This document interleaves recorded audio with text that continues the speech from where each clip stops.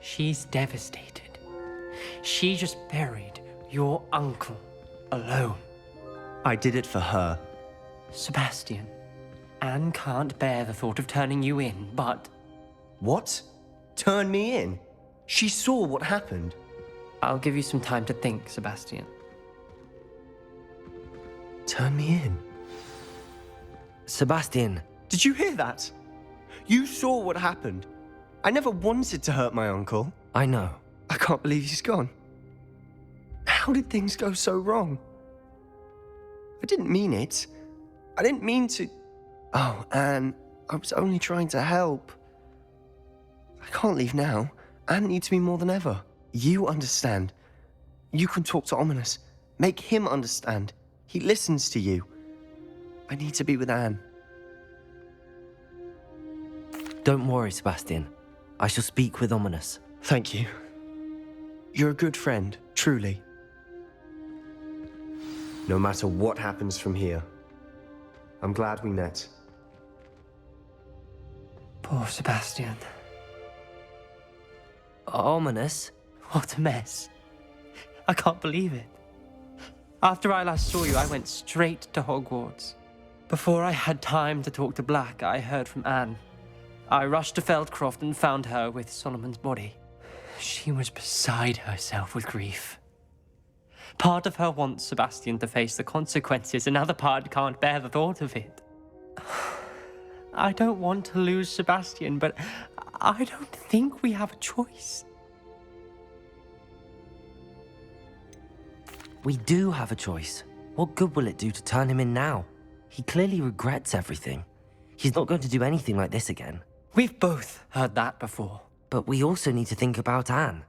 She's lost her health, now she's lost her uncle. Do you really want to take her brother away from her too? I understand what you're saying. Perhaps you're right. As much as I believe that Sebastian should pay for his actions, we'd only be punishing Anne as well. I hope we're doing the right thing. I'll talk to Anne. If it comes from me, she'll agree with this decision. Thank you, Ominous. You're a good friend. Whatever lies ahead, we must face it together. That I know.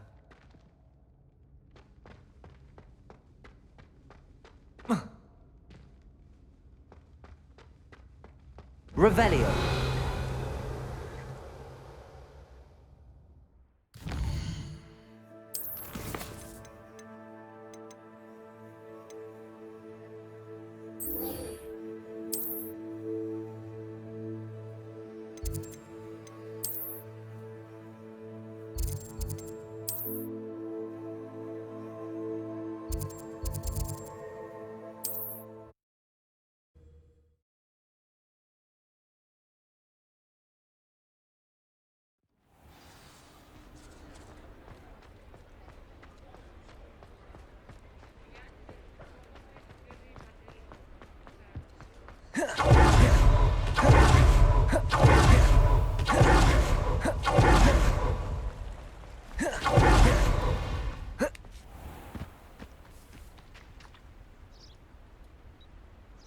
Are you ready to put an end to Harlow?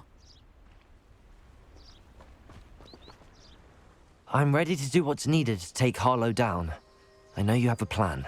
We must gather information from the friends of Mr. Bickle that Archie and Mrs. Bickle mentioned. Agabus Filbert, Otto Dibble, and Mr. and Mrs. Rabe. All right. I suggest that you speak with each of them while I head to the Hog's Head. I saw some Ashwinders heading there. And as my mother would never go near the Hog's Head, she is less likely to learn of my activities than if I were to wander the village questioning its residents.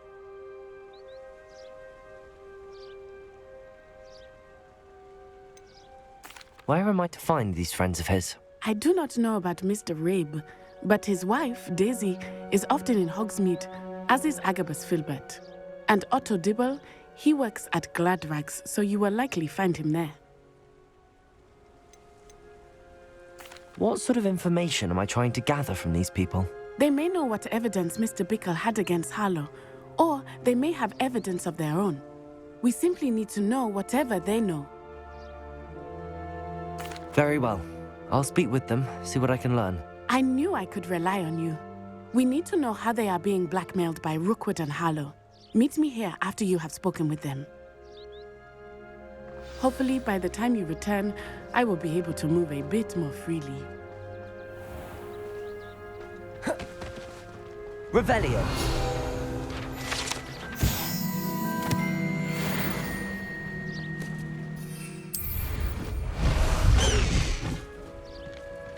Go! Let's go!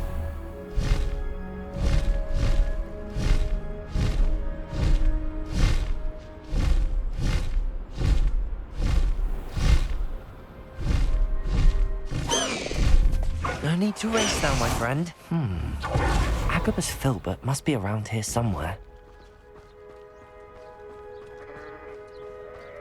Hello there. Excuse me, Mr. Filbert. I wondered if I might speak with you about your dealings with Theophilus Harlow. I hope to ease Mrs. Bickle's mind by gathering evidence against him. Oh, tragic what happened to Bickle. He wanted me to speak out against Harlow for an act of violence committed against me. But I feared Harlow's retaliation, and so I refused.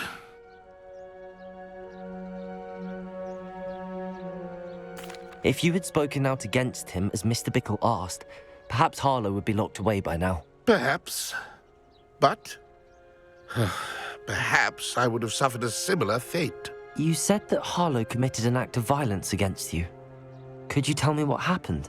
Before my extraordinary wife, Dulcibella, passed away, she had just completed a small book of poetry. As a surprise for her birthday, one she never had the chance to celebrate, I had the book beautifully bound and plated in gold. One day, Harlow came calling to punish me for having spoken out against the Neanderthals that comprise Rookwood's lot. Before I knew it, I'd been petrified, and Harlow was rifling through my home.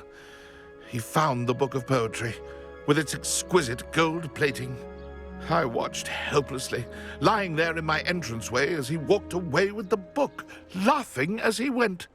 I was shaken to my core. Still am, to be honest. I imagine you fear Harlow retaliating again, but do you mind if I share this information with Officer Singer? I suppose I have no choice. This extortion can't go on forever. You can pass it on to anyone who may be willing to help.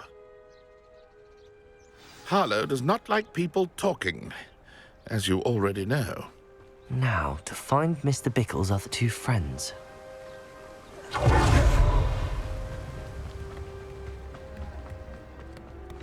Revelio.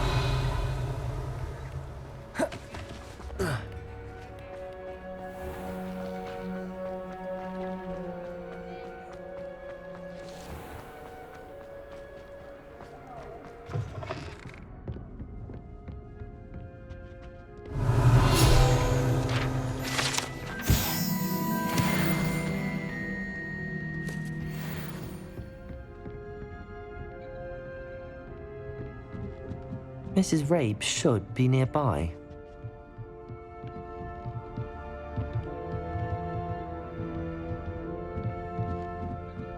Oh, Isco, what have I done? Mrs. Rabe, I wondered if I might speak with you about Theophilus Harlow.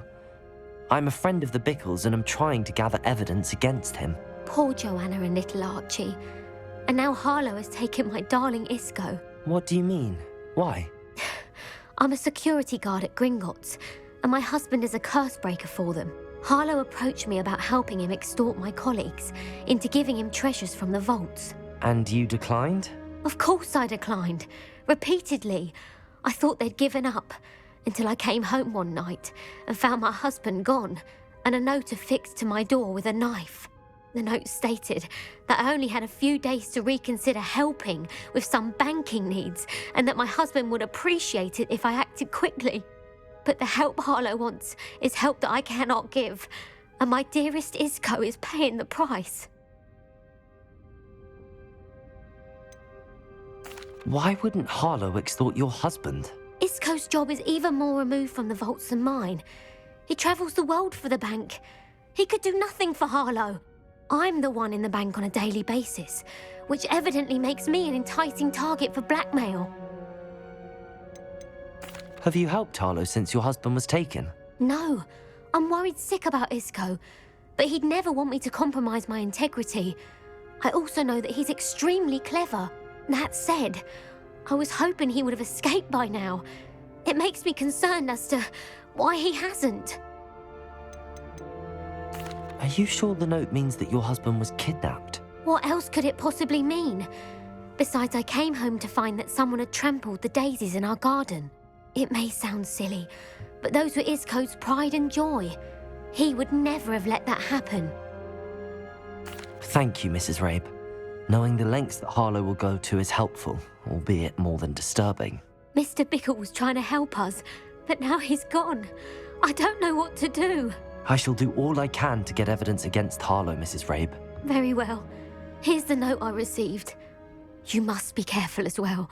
Please don't put yourself in danger.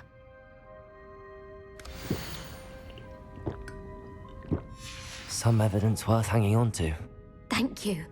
Revelio! I hope it's not too late. We're on the right track. Now to find the last of Mr. Bickle's friends.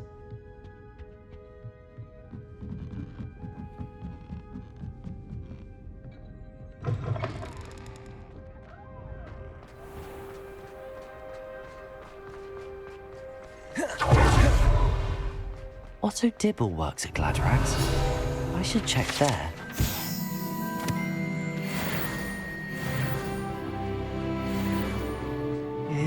Please tell me you didn't take it, but perhaps it's been here all along. Mr. Dibble, may I speak with you? It's about Theophilus Harlow. I've nothing to say about him. May I interest you in a stunning cravat today? Please, sir, I'd like to help. I spoke to Mrs. Bickle. You know the Bickles? All right.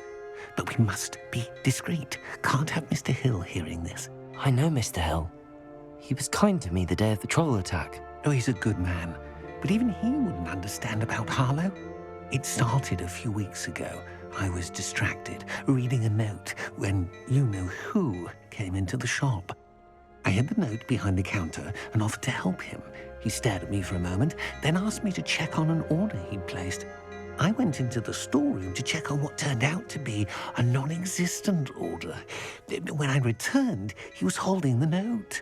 What was in the note? It was a note from Rosie Hill, Mr. Hill's daughter. You see, we've been, secretly engaged these past 6 months. We haven't told Mr. Hill yet. I dare say he has higher hopes for her. Harlow advised me in no uncertain terms that my relationship with Rosie, not to mention my employment here, depended upon my cooperation. What does he ask you to do? It all happened so quickly. In an instant, he took a very expensive scarf from the counter, pocketed it, and smiled. He said, "Your secret is safe as long as I can supply my lady friend with delightful items like this every so often." I've been able to cover for his requests until now with some creative bookkeeping, but I can't keep it up for much longer. I'm terrified to say anything. I could never live without Rosie. Could you give me a bit more detail about the note? That might help me to identify it should I come across it. It's on Rosie's special pink stationery. It has her monogram at the top, RH. That's how Mr. Hill would know it was real. What have you been doing to keep the extortion a secret? Well, as I mentioned, creative bookkeeping.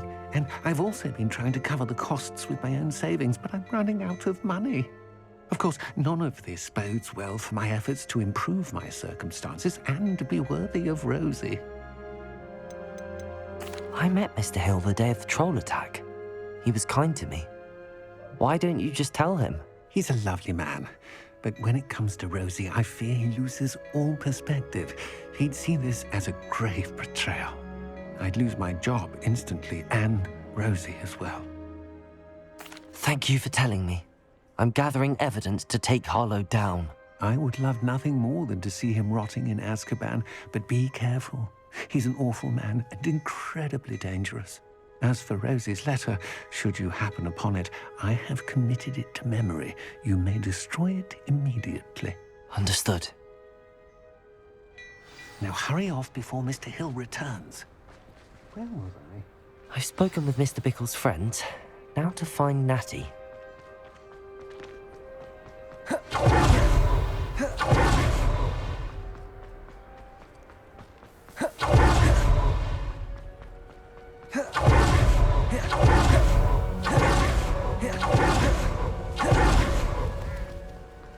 It's not like Natty to be late. She said she was going to the Hog's Head. Perhaps I'll find her there.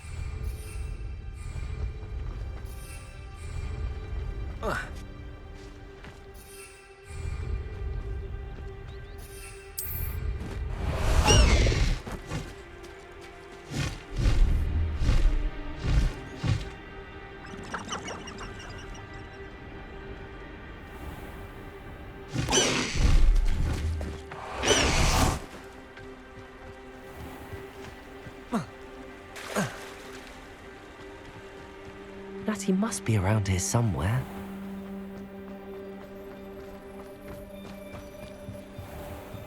Revelio! Natty's wand. She can cast without it. She wanted me to find this. She's in trouble. Revelio will show me where she was taken.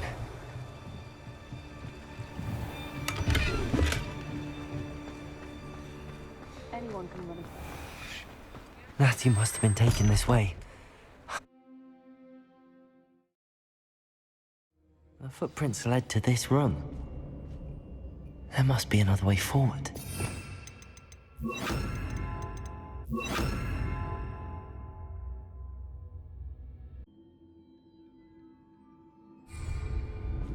Accio!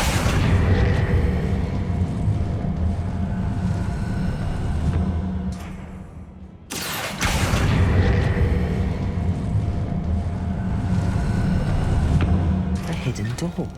Revelio.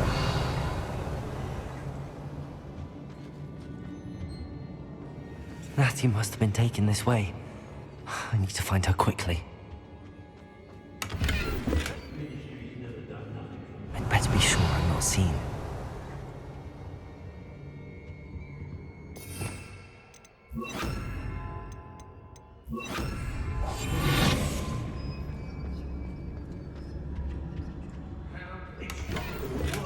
Revelio.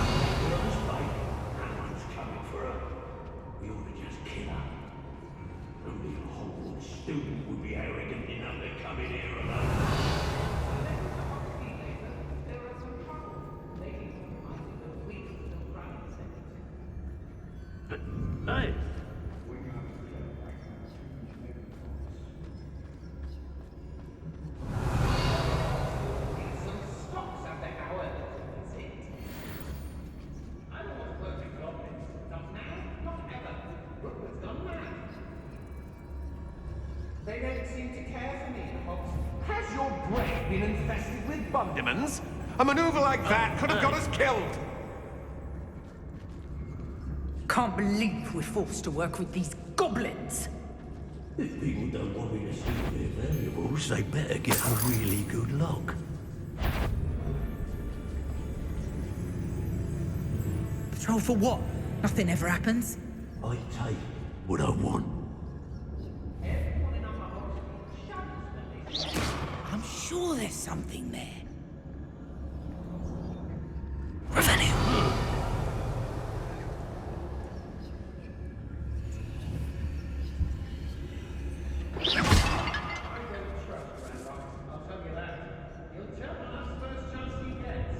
I don't know why they're called unforgivable curses. It's exhausting. Standing here all day waiting to do Rookwood's work for him.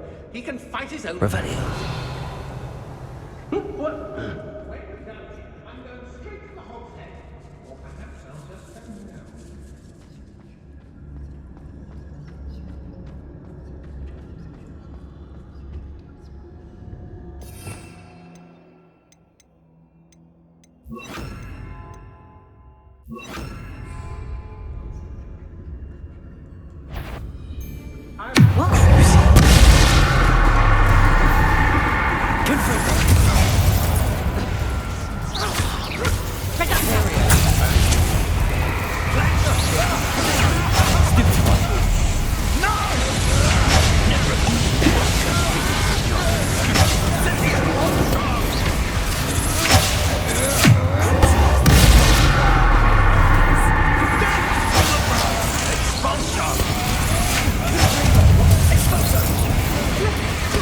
I shall end you!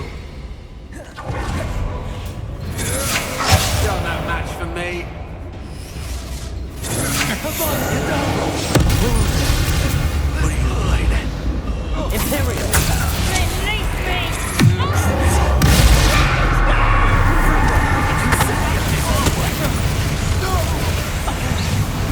Pay for your deed.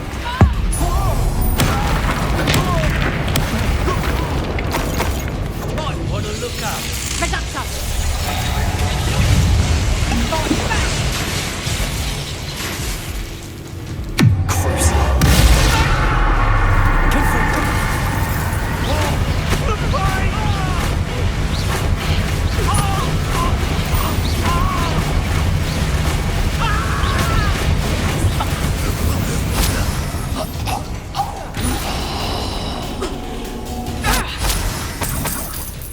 Reduction!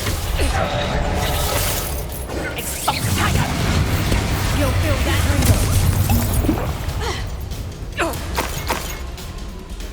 Reduction!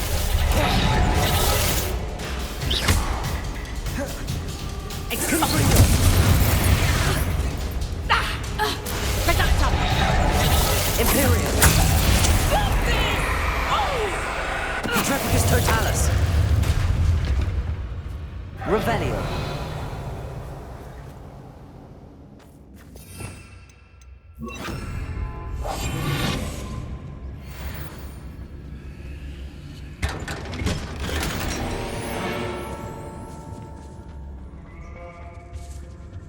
Revelio.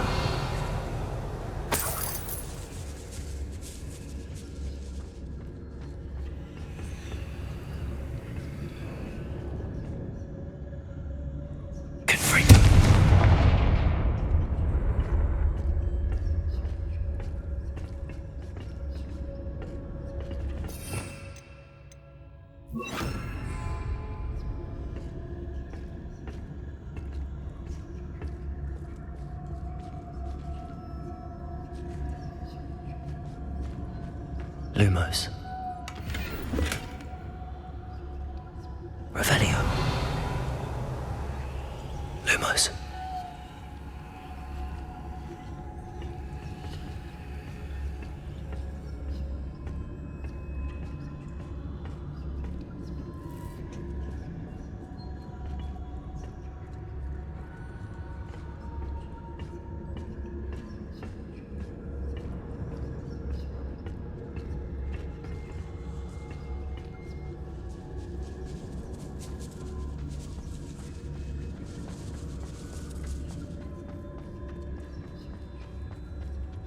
Revelio.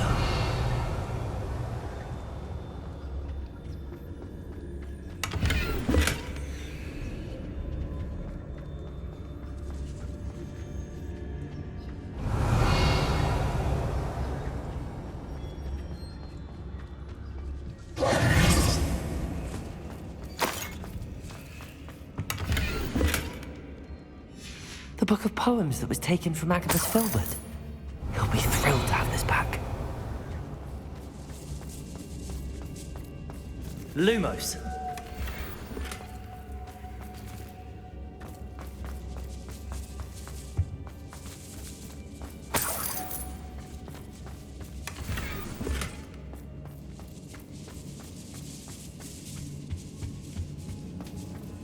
Revelio.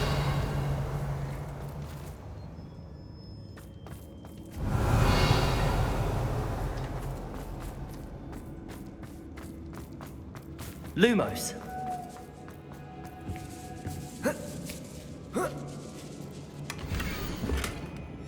Otto Dibble's love letter from Rosie. He wanted me to destroy this if I found it.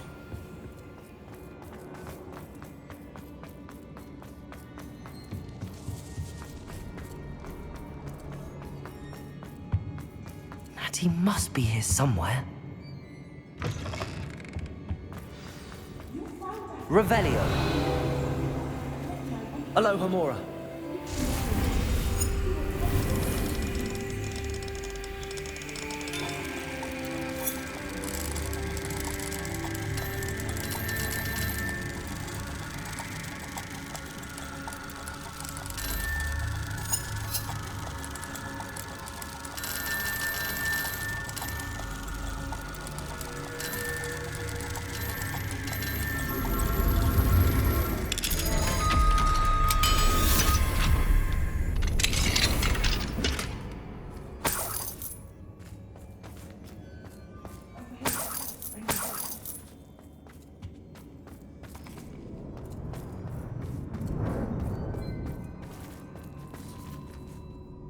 Mr. Rabe, Daisy told me you'd been abducted. You spoke with my wife.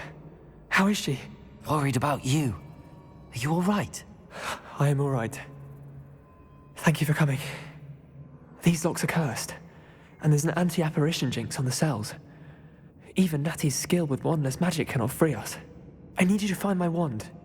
Mr. Rabe, I found your wand. Well done. I knew it was nearby. Now, you best stand back. One never knows how a curse will react to being broken.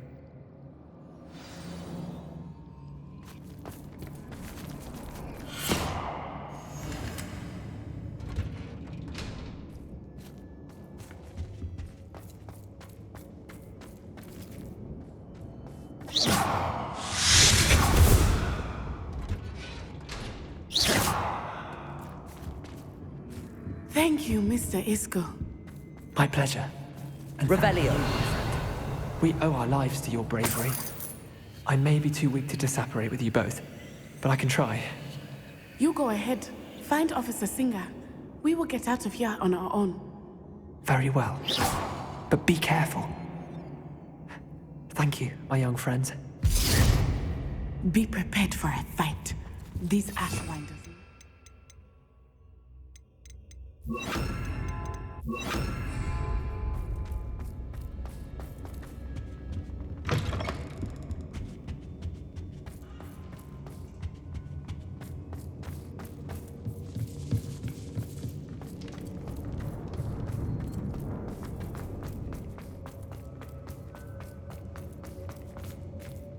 Revelio.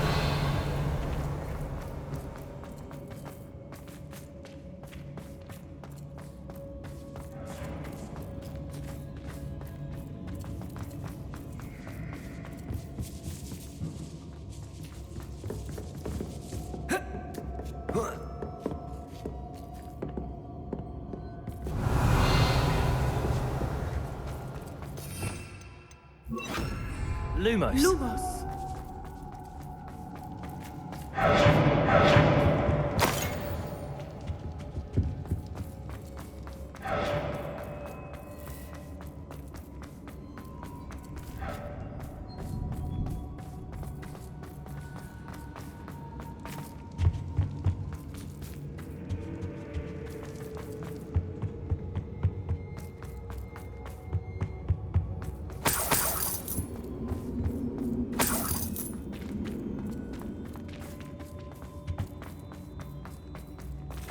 Let's find Officer Singer and put an end to Harlow once and for all.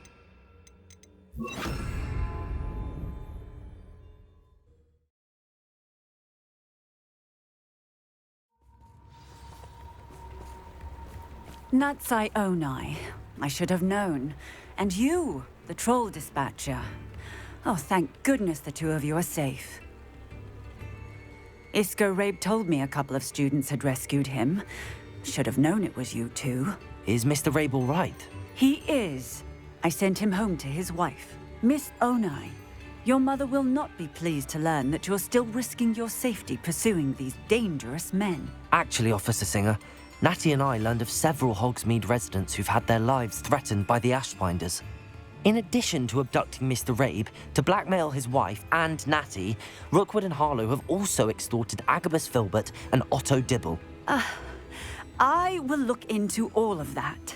As for the two of you, I appreciate what you're trying to do, but you are taking great risk. Next time, please let the authorities handle the Ashwinders. Yes, officer. Do you have enough evidence to take down Harlow and the rest of Rookwood's lot? Well, it's certainly a good start. We shall see. But you can leave this to me now. Natsai, you may wish to speak with your mother about this before I do. My mother will not like this. Thank you again for rescuing me. We shall speak soon. Confringo!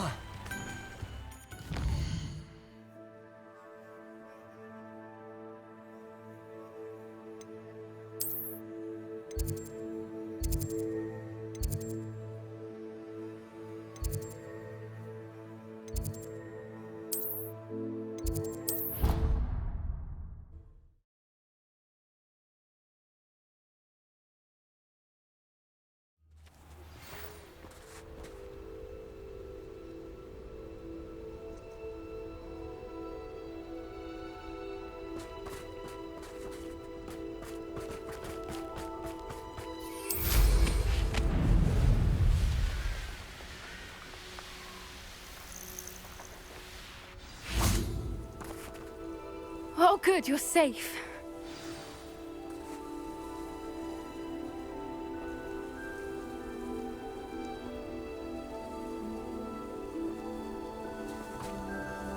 There you are. You were in such a state when you left. The poachers got to my gran. Someone recognized me in Horndale Hall and they got to her. What do you mean? Is she all right? She's fine, thank goodness. But they were at her house, our house. They assumed I'd sent the egg there. She said they took the whole place apart looking for it, screaming that we'd cost them everything. I'm sorry, Poppy. I'm glad she's all right. I don't think either one of us could have anticipated that. I should have known. I underestimated the poachers. And now another creature's in danger. What do you mean? The poachers refused to leave empty-handed, so they took valuable journals that Gran had discovered when she was researching rare creatures. One of them contained theories about a secret hiding place of the Snidget, long thought to be extinct. Exactly what kind of creature is a Snidget? It's a small bird with golden feathers. It's incredible. It has rotational wings that allow it to dart quickly in any direction. In fact, the golden snitch in Quidditch is based on the Snidget, which barbarically was actually used in the sport hundreds of years ago. Why would Snidgets be valuable to poachers? They could make more money with Snidgets than they ever would have fighting dragons. The golden Snidget's feathers and eyes are incredibly valuable. That's why they're believed to be extinct. They were hunted out of existence by wizard kind. If the poachers found some now, I can't bear to think about the horrific way they'd be bred and killed for profit. Where exactly are these Snidgets allegedly hidden? Gran says the journals were a bit cryptic, which is good. Perhaps the poachers won't be clever enough to find the birds. From what she recalls, the journals only noted that the key to finding them lay in the moonlight. Gran thinks it can be narrowed down to a handful of locations. I take it you aren't going to let the poachers anywhere near the Snidgets. Gran wants me to stay out of it, but I know she's devastated that poachers might go after the Snidgets, if they still exist. We had the element of surprise on our side when we saved that dragon, but the poachers will be watching for us now. We need allies.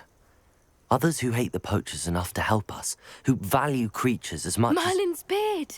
You're a genius! The centaurs! They'd want the Snidgets protected at all costs.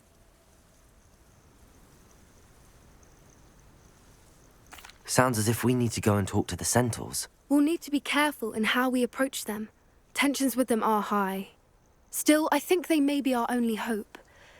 Let me think on it. I'll let you know as soon as I have a plan.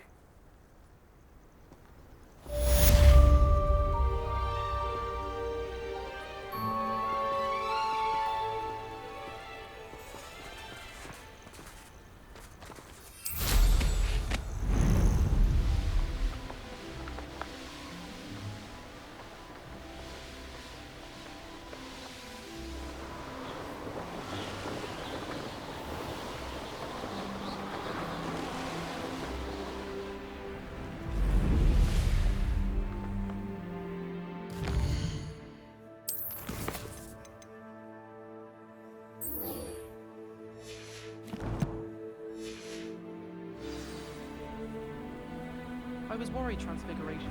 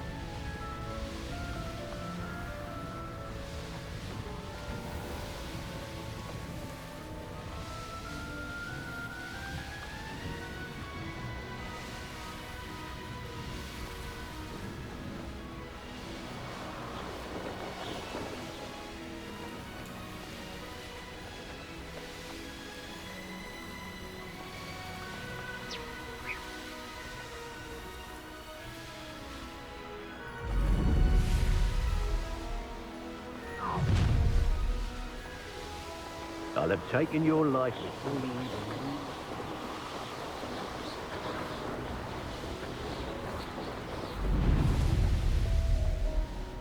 Here we are. Mr. Weeks wasn't wrong about the mountain views. If it isn't the fastest Gryffindor.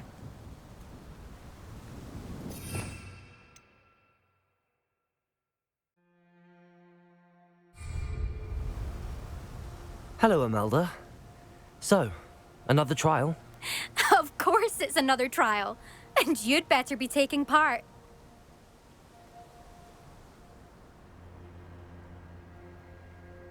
Does this mean you've changed your mind about me? Well, you're a step up from the good-for-nothings who usually challenge me. While they sit around and hope to be the best, I put in hours of practice. No one sets records by wishing for them. And I need strong competition to stay on top of my game. Are you going to try to beat my flying record or not? I'm ready to fly. Finally. a decent challenge.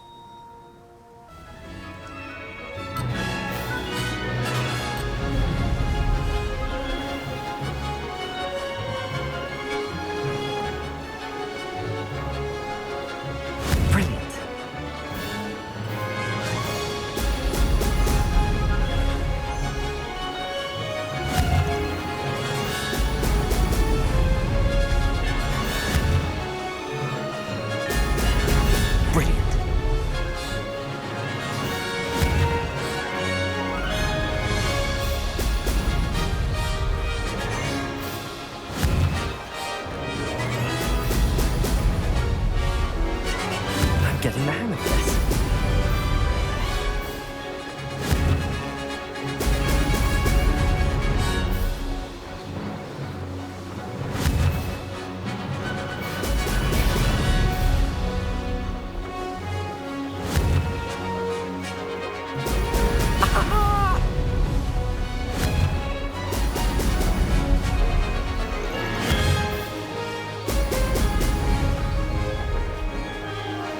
I'd say that was acceptable.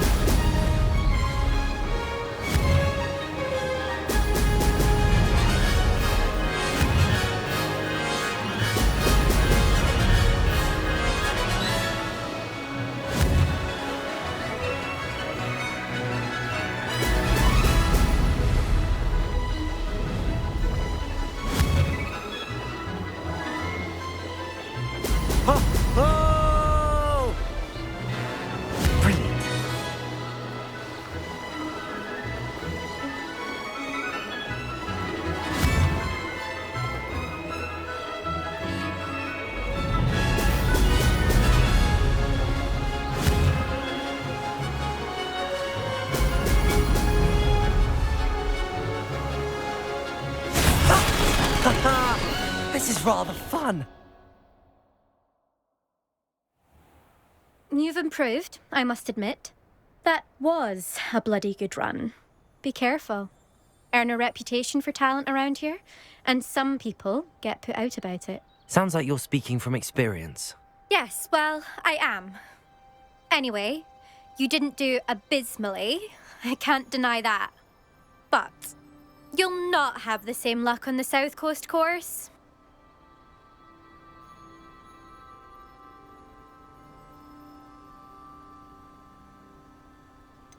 You said your reputation for talent put some people out. Like whom? If you must know, I've had to deal with jealousy from members of my own house. When we were first years, Nerida Roberts and I spent loads of time on our brooms, pledged to fly every day. As my skill on a broom grew, rapidly I might add, Nerida suddenly didn't have time for flying practice. I tried to give her pointers, but she didn't have the natural ability I did. Clearly, she was jealous. Poor thing spends all her time now dawdling by the lake, obsessed with merpeople. Won't even learn to swim. I refuse to downplay my talents to coddle someone else's fragile ego. Anyway, I need to ready the next course. Stop by when it's ready, if you can handle it. We'll see, won't we? Till next time. I half expected you to back down. Rest on your laurels. See you at the South Coast trial, if you don't lose your nerve. I think I know how and where to approach the centaurs about protecting the Snidgets. Meet me in the Forbidden Forest.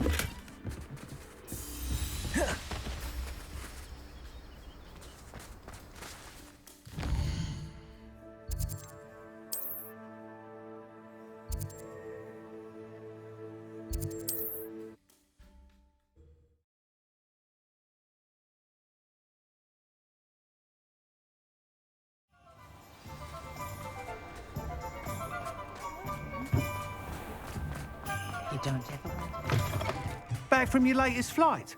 I want to hear all the particulars. Good news, Mr. Weeks. With your upgrade, I was able to set a new record at the Irondale course. Brilliant! I knew the upgrade had fantastic potential. How did your broom feel? It rides well. Does get a tad shaky at top speed, and the handle wobbles a bit when I hit a strong gust of wind. Ah, yes. I see. I think I know how to address that. Thank you. I owe you one. If it means another upgrade, the pleasure's all mine. You sound as determined as I am to improve broom flight. It's a joy to have a collaborator like yourself. If I'm right, and I do hope I am, you'll be hearing good news from me soon. Thank you again, truly.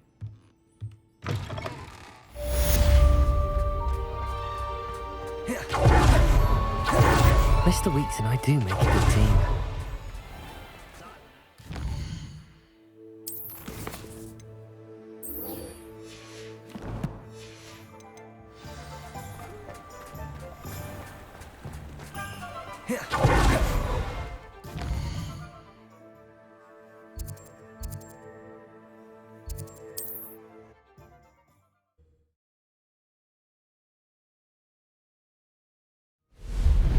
I have thrilling news.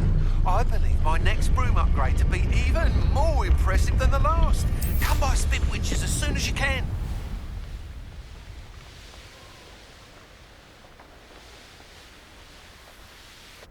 I can do this. I can do this. They will want to help. Is this where we're meeting the centaurs? Well, they don't exactly know we're coming, so it's less of a meeting and more of a surprise, I suppose. Once we tell them about the Snidgets, they'll understand why we came and they'll want to help. I hope you're right. Perhaps they'll be able to tell that we're sincere. There's something about them that's so knowing. It's almost unnerving.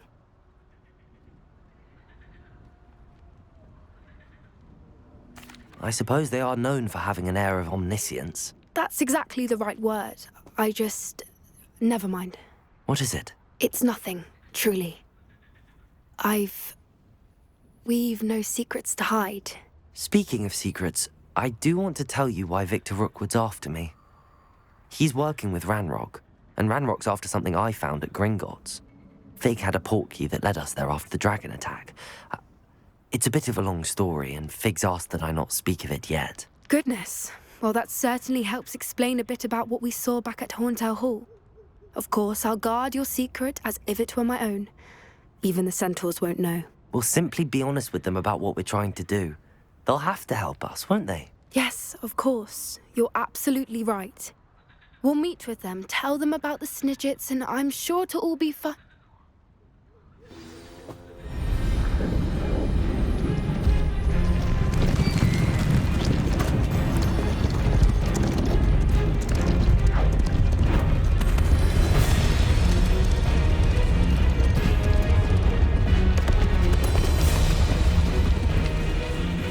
What do you think you're doing here, humans? Please! We were hoping to speak with you. Ah! I suppose you'd like a tale for your friends of the time you spoke to a centaur, and it spoke back. No, never! We're here because we need your help. Enough! You made a grave error in judgment in coming here, little witch.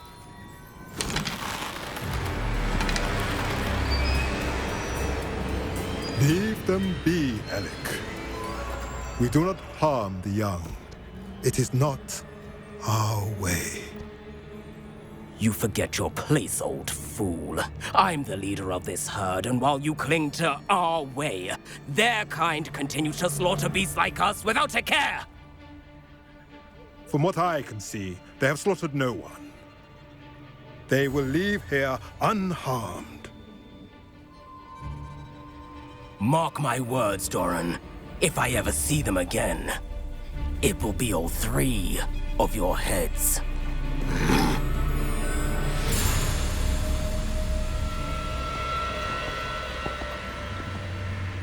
Foolish children. Do you know what happens to wizards who wander here? Now, follow me before Golden Snidgets are still alive, and the poachers are after them. They know that the key to finding them lies in the moonlight, but they don't know what that means, yet. Please, help us find the Snidgets before the poachers do. Could it be?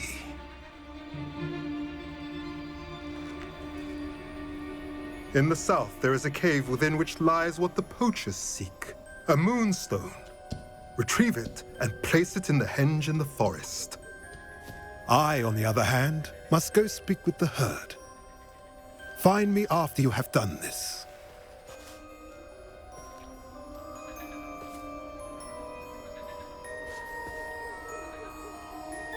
I don't understand. So the moonlight mentioned in the journal doesn't refer to actual moonlight, but to a moonstone. What do moonstones have to do with Snidgets? And why was he so certain about where we could find one?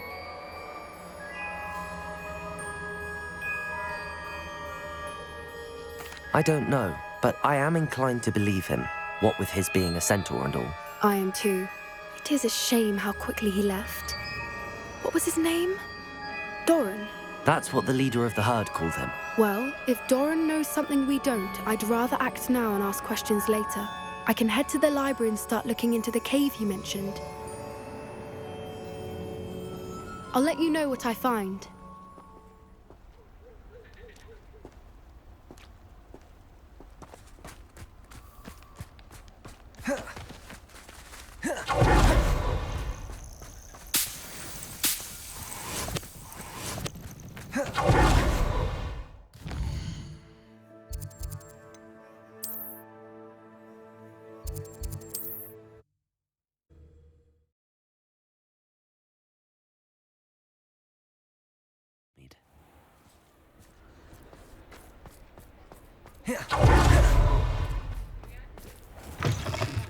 Hello again. Wonderful to see you.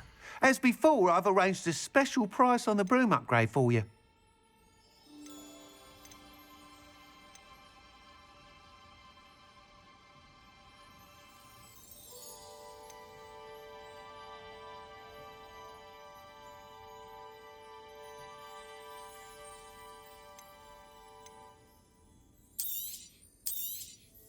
I'm afraid that costs a bit more than you have.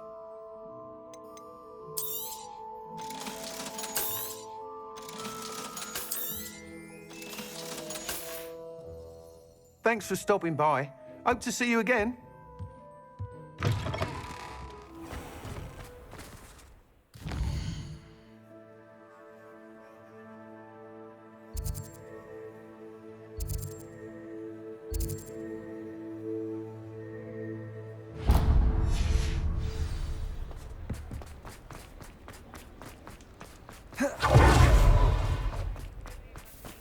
I'll fix him, that charm grinder.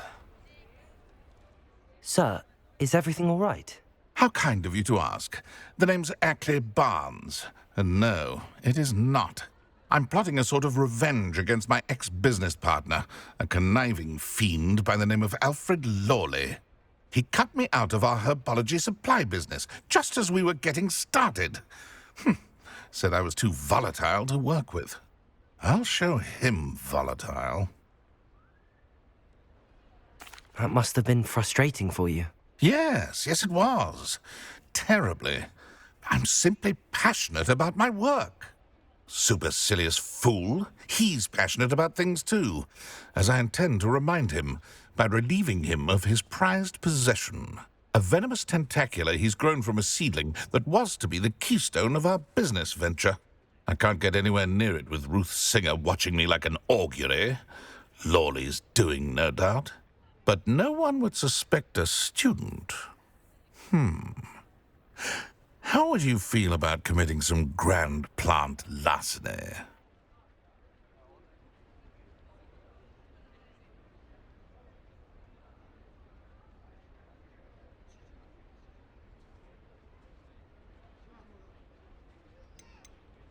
You said Mr. Lawley was your ex-business partner. What were you working on? I had an idea to train venomous tentacula, create guard plants, if you will, that attacked when ordered. We hit a snag when one ate Lawley's Kneasel.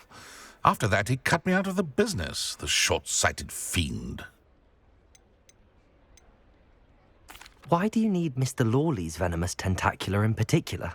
Simple. If I have it, then Lawley doesn't. Ergo, I can launch my business, and he must start all over again. I'm killing 2 Snidgets with 1 stone. What else is in Mr. Lawley's cellar? All of Lawley's herbology supplies. He has quite the collection. Fill your pockets while you're there. Or to slow him down for a bit. And I can get my business going minus any competition. I'll get the venomous tentacula for you. Marvelous. I know a fellow seeker of justice when I see one. Take as many herbology supplies as you like while you're in his cellar. All I ask is that you bring me the venomous tentacula. Remember, venomous tentacula. Seems I need to find Mr. Lawley's cellar. This must be it.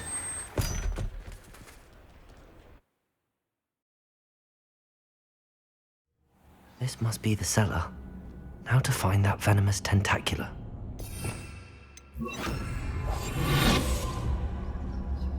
Revelio.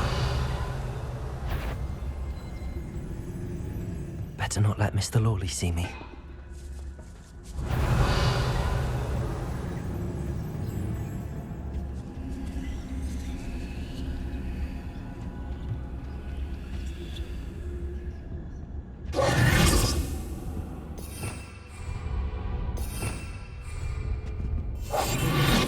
Revelio.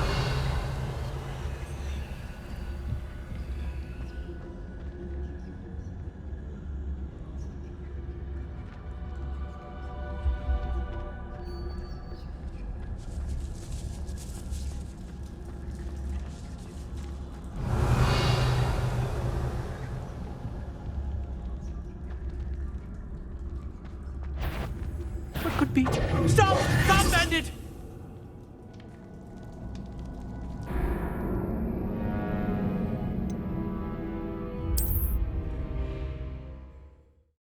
Must be the cellar. Now to find that venomous tentacula.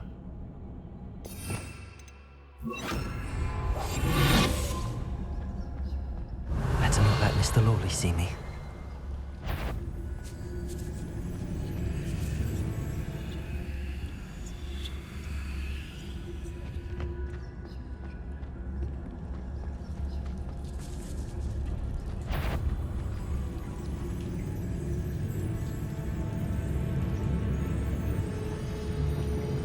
What could be stirring in the cellar? Revelio.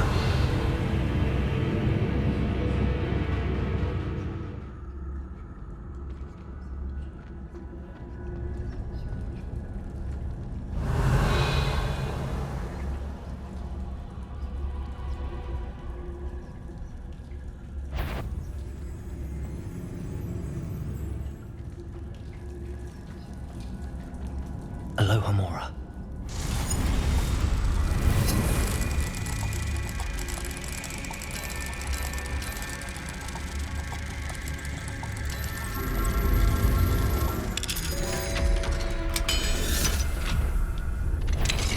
What could be? Where is that venomous tentacula? Revelio.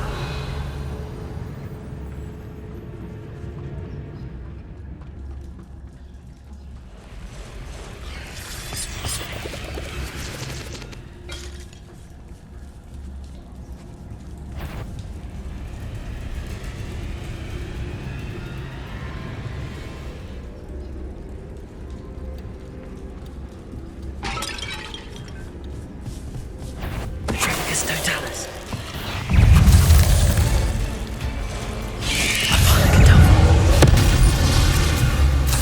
So many spiders. It's a wonder they're digging up the whole house.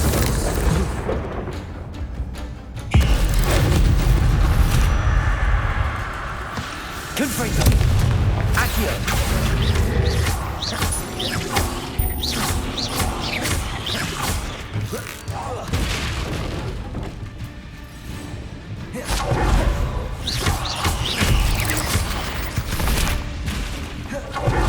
Revelio.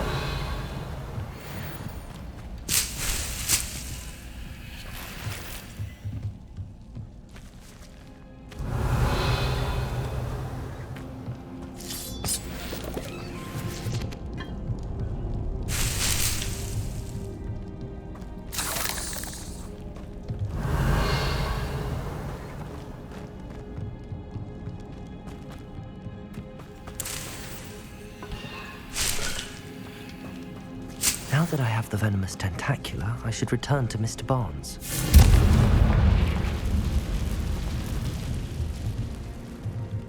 Revelio. Confringo. From the Ashwinders. We have come so far. We should discuss the next steps in our plan to stop Harlow.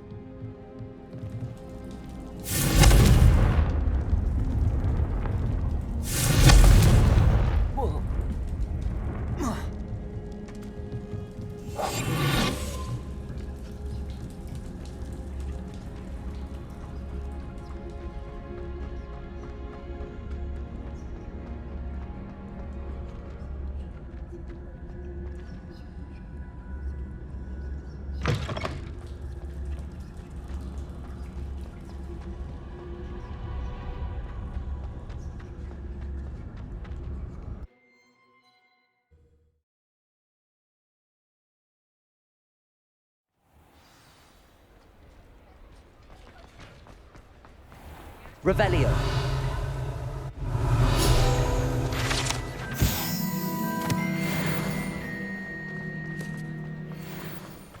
Any luck retrieving a certain friend of mine? Hello, Mr. Barnes. I have that venomous tentacula. Wish I could see Lawley's face when he realizes his prized possession is gone. We'll see who's volatile now. Well done. I'll take it off your hands now. It wasn't as easy to come by as I had expected. I'd like to be paid for my troubles. Only fair, I suppose. I can respect your business acumen. Here's a little something for your next trip to Zonko's. Thank you again for your help. I suspect you have a bright future.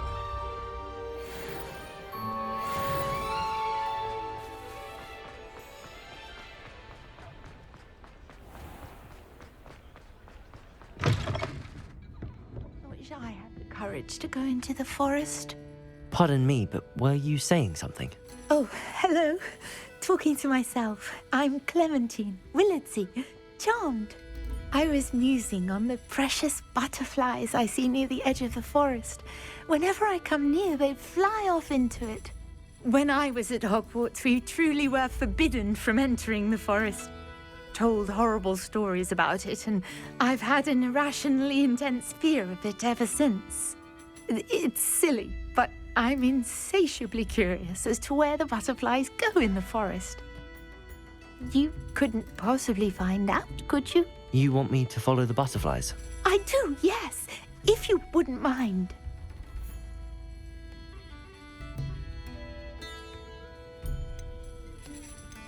Very well. If I have time, I shall see where they lead. Oh, how kind. Students these days have so much more courage than I ever did. You can usually find me right around here. I hope to see you soon.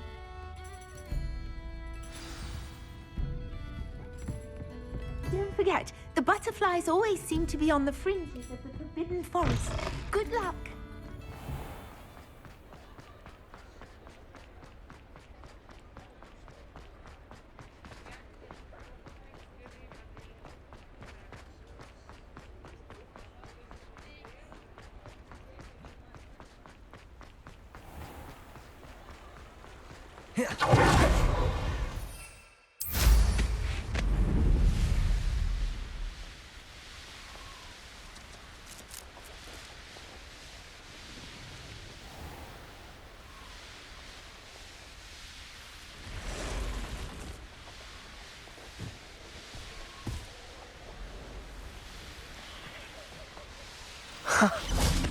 There they are.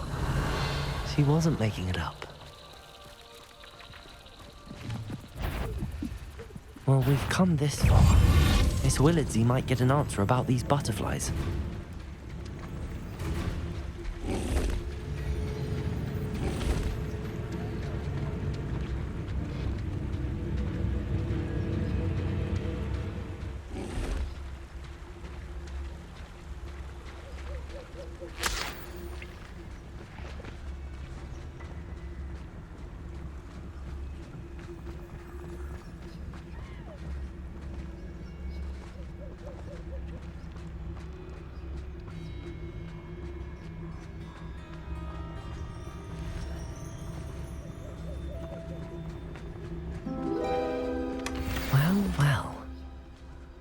what we have here.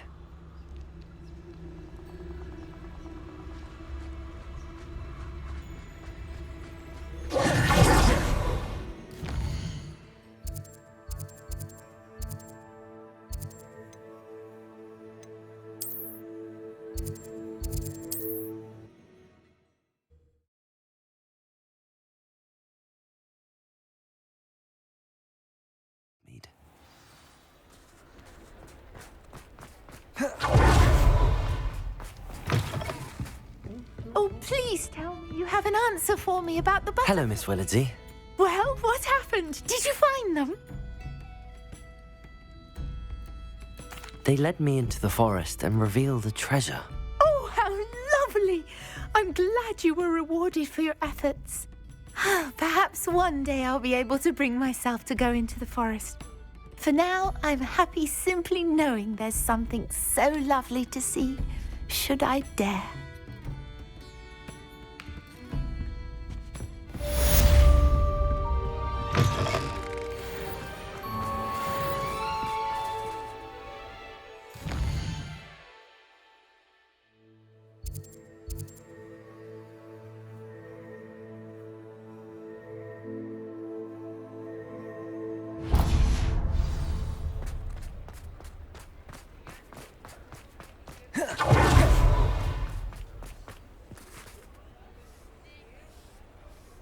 Hello, pardon me? Hello there. Was there something you needed? Hello, I was wondering if you would be interested in having your own shop and a house elf to help you with it. Penny's the name. Penny's mistress is selling this shop, and Penny is most eager to start working with the new owner. It might surprise you to know that Penny can sell practically anything. Oh, it would be wonderful to have a place to sell things and someone to help me. You'll be able to give Penny almost anything that you want to sell. It will be no work at all for you once the shop is up and running. If you want the shop, and Penny hopes that you do, you should talk to Penny's mistress as soon as you can.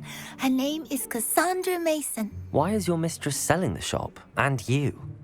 Penny cannot be certain, as Mistress Mason so rarely confides in her. However, she repeatedly mentions how tired she has become of trying to let the shop. She has had rotten bad luck with the last few tenants.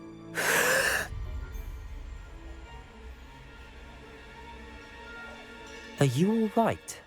Are you holding your breath? Penny's fine. Sometimes Penny simply needs to remind herself to stop talking. What kind of things would I be able to sell in the shop? All kinds. Anything from essence of Disney to mooncalf fur. If a buyer exists for something, then Penny can sell it and get the best price. Just ask Mistress Mason. Why are the premises in such disarray? Oh, the previous tenants were not able to manage very well. They seem to have given up rather quickly.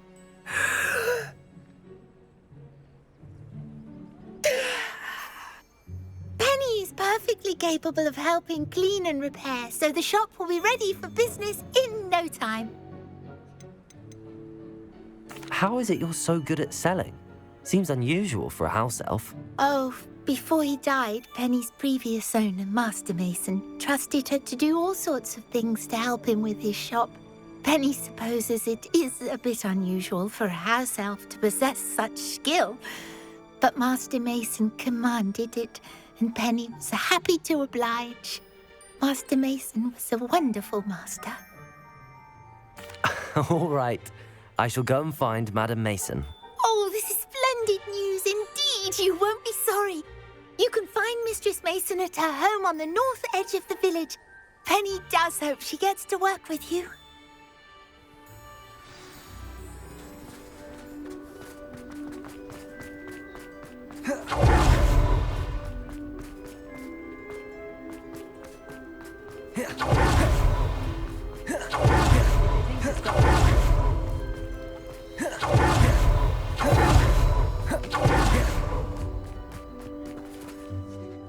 Hello, Madam Mason. I understand you have a shop to sell. Why, yes. Yes, I do. Are you interested?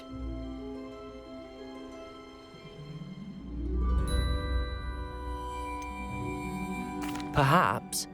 It depends upon your terms. I think you will find my terms quite generous. But, and do please forgive me for asking, don't you think you might be a tad young to own a shop?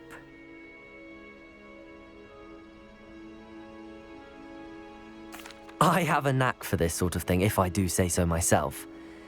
If I can meet your terms, I hope that you'll sell to me. Well, I reckon you have the confidence needed for such a venture. And of course you'll have Penny to help you. That elf could sell tea to a troll. I assume she told you she comes with the place. She did indeed. I like you. Tell you what, I shall sell you the space for an exceedingly fair price. I think you might just be shrewd enough to make a go of it. An exceedingly fair price for a shop and an elf. What's the catch? Huh? You are wise to be wary in business dealings. No catch, really. I simply ask that you allow me to do you the favour of buying the shop back, at a discount, of course, should your efforts fail. The last thing we need here in Hogsmeade is for one bad apple to spoil the barrel, if you get my meaning.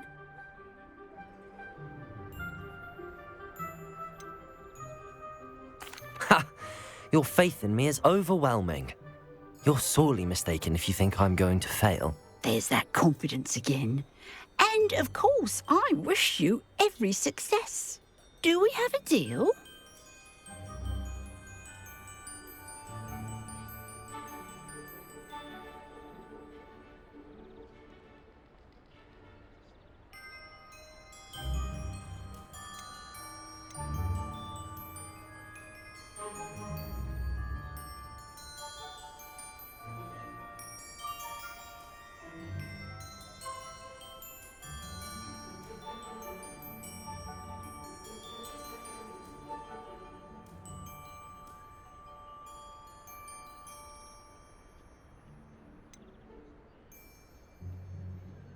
What precisely do you mean, should my efforts fail? Honestly, I only mean that if for some reason you're unable to keep the shop going, I could help you cut your losses. That's all. But, as you've implied, the odds of that happening are remote. The shop seems to be in an ideal location. Why has no one purchased it yet? It is indeed. But I've just decided to sell.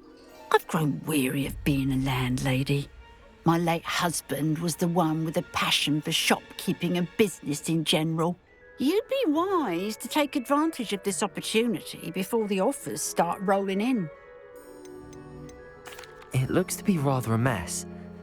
Why haven't other tenants been able to make a go of it there? As you've no doubt considered, running a shop is not as simple as those less savvy might think. The new owner, however, will have something that previous tenants did not, the benefit of Penny's particular prowess. Her assistance will make all the difference, I should think, in both getting the shop ready for business and ensuring its success. It does sound intriguing, but I need to consider my finances first. I'll come and find you if I'm interested. Very well, but I won't be able to keep the shop available for too long. If you do want the shop, I'd advise you to return to me as soon as possible. Madam Mason, about the shop. Yes? I've decided I'd like to go ahead and purchase the shop. I have to say I'm impressed. You are a remarkably resourceful student. I am indeed. And brave. You won't be sorry. Give me the money and I shall get the paperwork filed immediately. Wonderful. Shall I head directly to the shop? Please do. Oh, one more thing. Since my husband died, I've not been able to bring myself to retrieve some of his personal items. They're in a chest at the back of the shop. Penny has the key. As you get organised, I would be terribly grateful if you could help an old widow and gather his things for me before you open for business. I wish you the very best of luck in your endeavours. Penny will meet you there.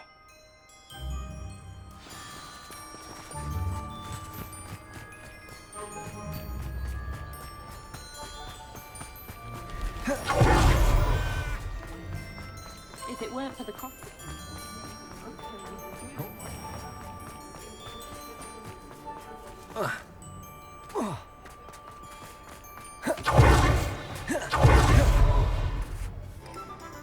Well, I've done it, Penny. The shop is mine. Oh, Penny is so pleased. Penny was hoping you would be the one to purchase it. I'm glad you're here to help me. Goodness, what a kind thing to say. Penny will do all that she can to make this a success. There is much to do. The last tenant left in a bit of a rush, so we'll need to clean up and do some repairs. Well then, let's get to it. Penny is ready. Between the two of us, we should have this place up and running in no time.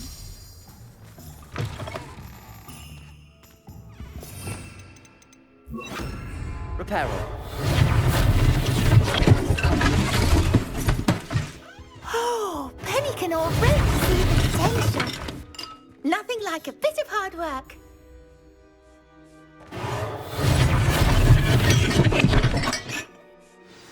Mistress Mason wanted Penny to be sure and give you this key. It opens a chest in the back room of this shop. Oh yes, she mentioned it to me.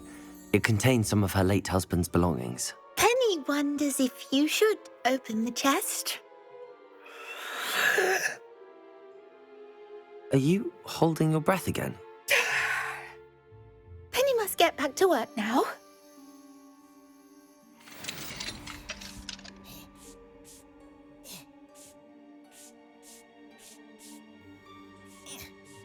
Revelio.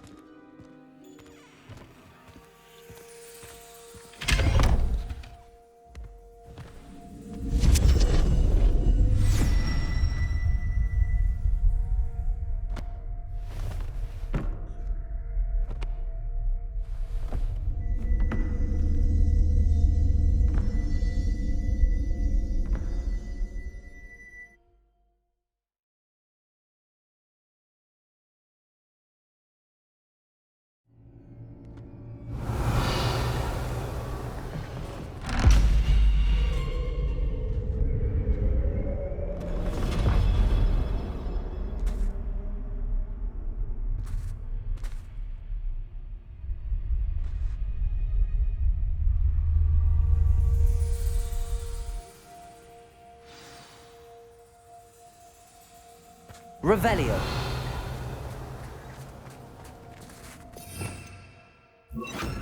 Lumos.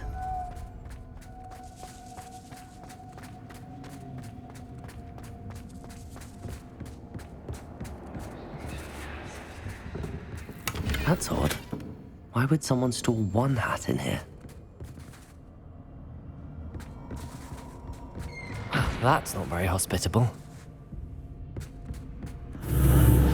Oh, goody! Someone to play with. You seem brave, What fun this will be! For me, at least. That's new. Onwards, I suppose. What? Who's there? Lumos.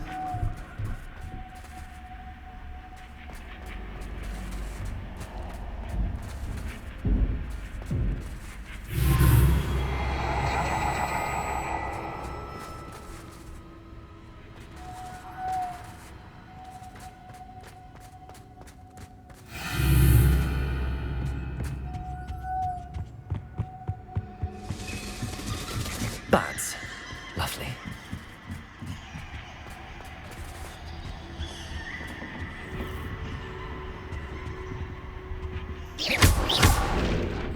Accio. Wingardium Leviosa.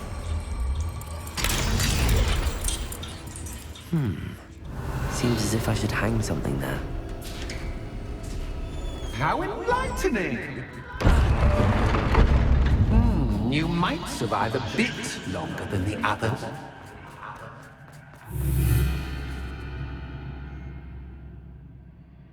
Lumos.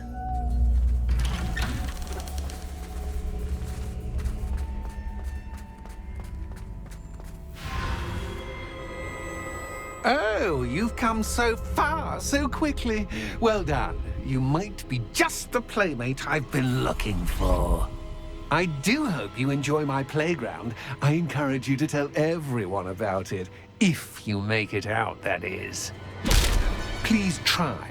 If you get to the end, perhaps we can come to some sort of arrangement. I do want your shop to succeed, after all. What's the saying? Two sides to every story. Unfortunately for you, both sides are into my story. Protego.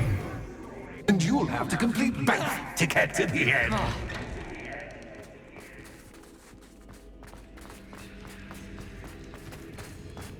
Lumos. You've chosen the Rebellion. scholarly. Lumos. You'll need more than you've learned from books to best me.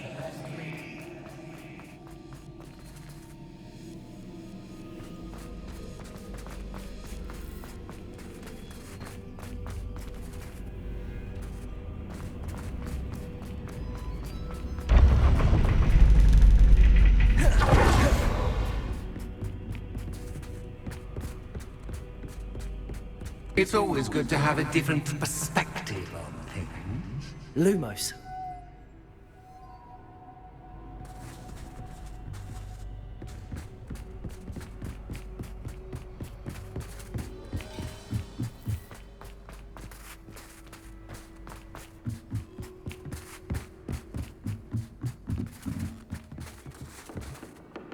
Revelio. Accio. Wingardium Leviosa.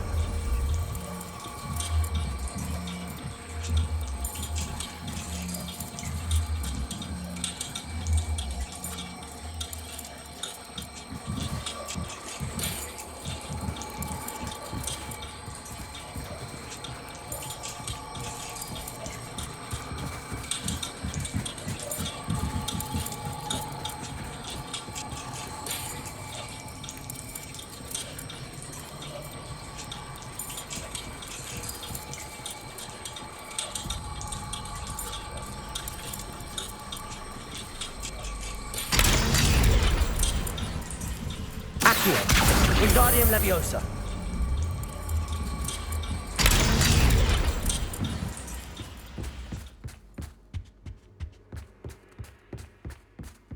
Accio. Wingardium Leviosa. So much fun to be had. My head is spinning. Lumos.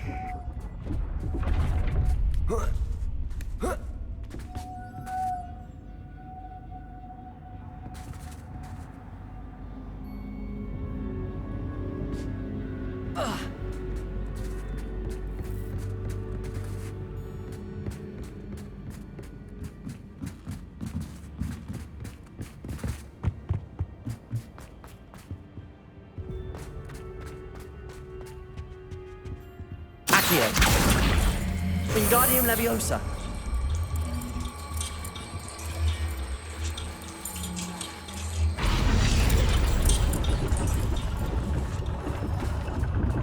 Lumos.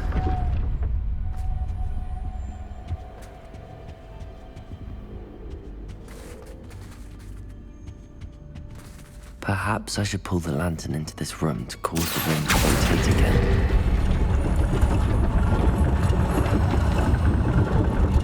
Wingardium Leviosa.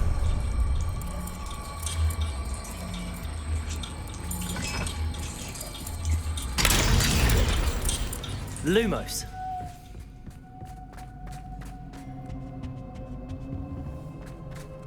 All books and no clay make Accio. one Wingardium Leviosa.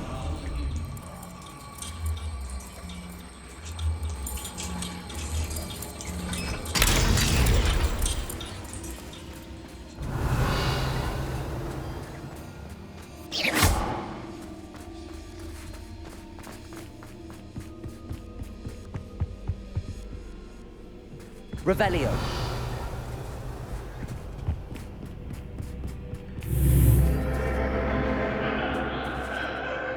Lumos.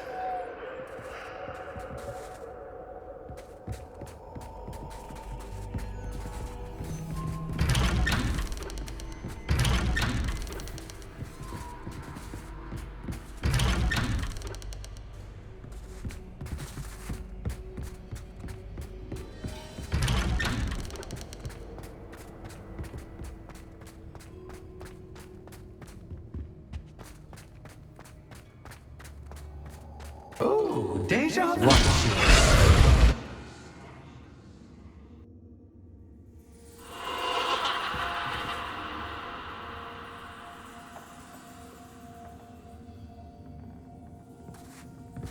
Lumos.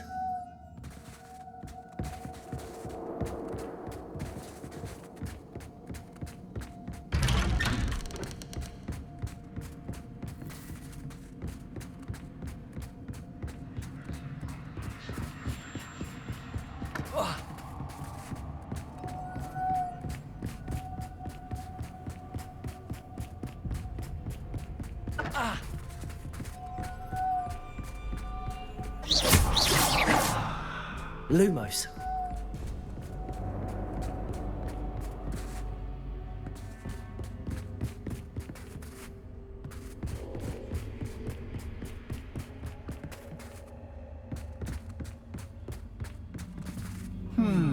Running in circles, are we? Perhaps you should retrace your steps.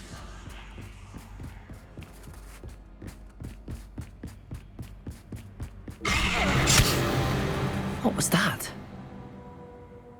Lumos.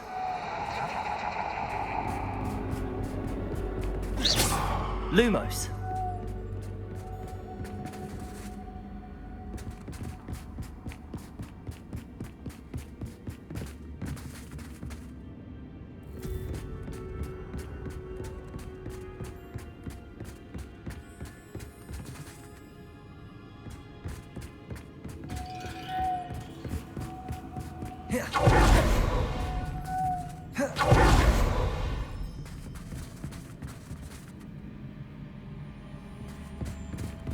Lumos.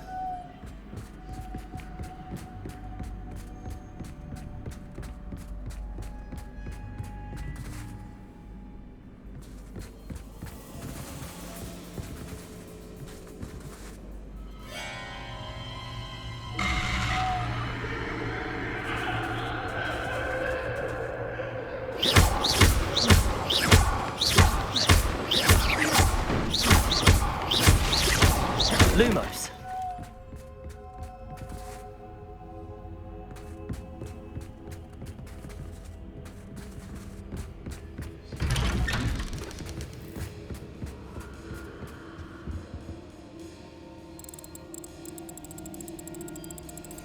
Oh, how nice of him to pop in. Lumos.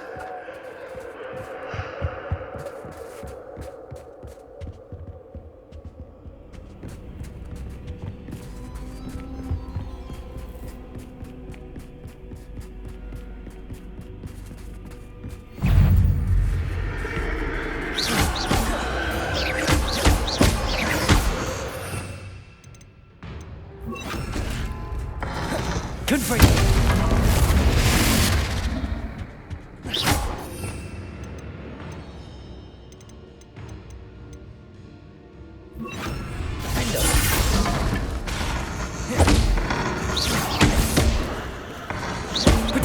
Stupid one. Confringo. Accio. Stupid one. Stupid one. Confringo.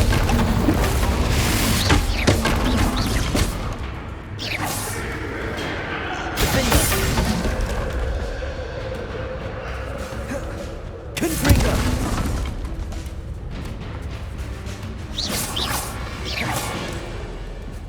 Lumos. Confringo. Defender. Protego. Stupid.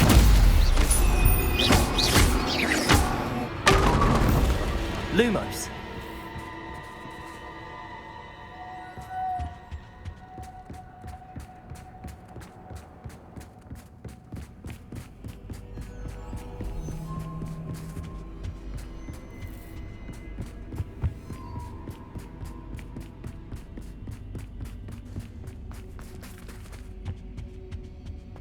Accio.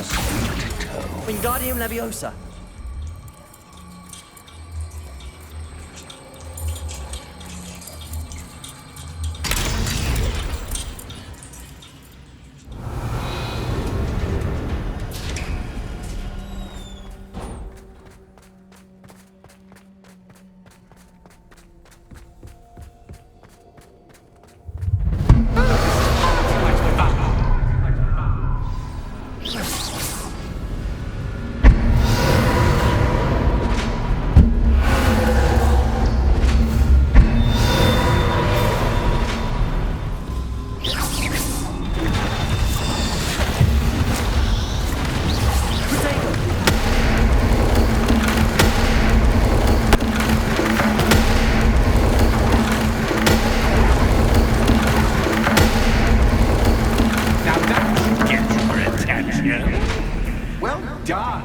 I'll give you a moment to collect yourself, if you can.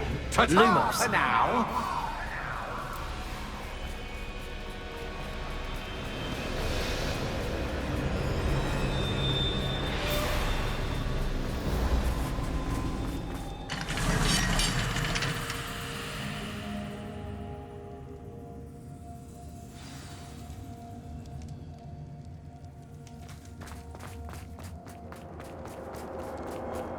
I simply adore this blooming place, don't you? You know, foliage, like most living things, won't survive Revelio. long in the darkness. Lumos. Confringo.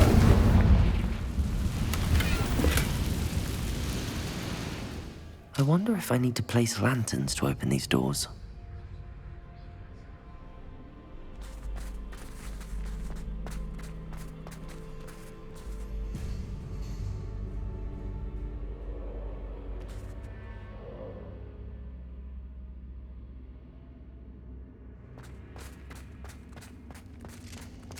Lumos. Confringo.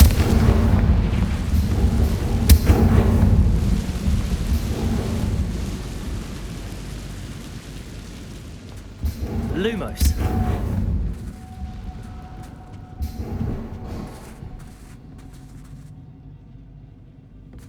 Accio. Wingardium Leviosa.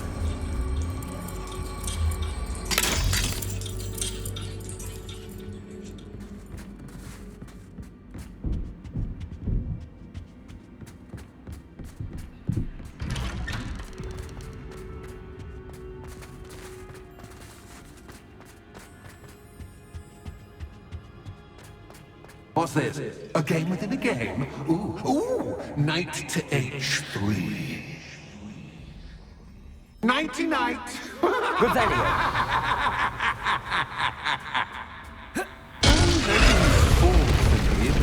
This is a bit much. That wasn't too difficult. Oh, goodness! I do hope you're having as much fun as me.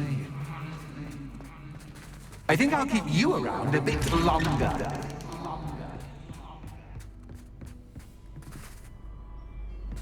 Lumos. Accio. Wingardium Leviosa.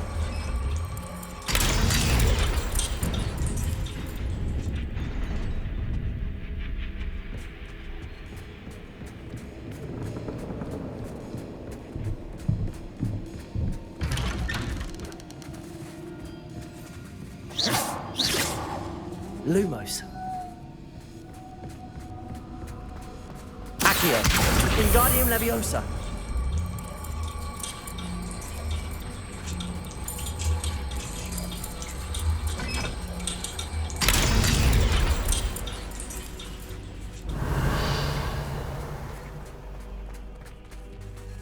Confringo.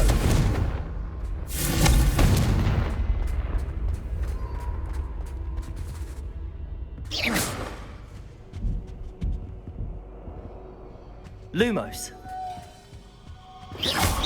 Protego. Lumos.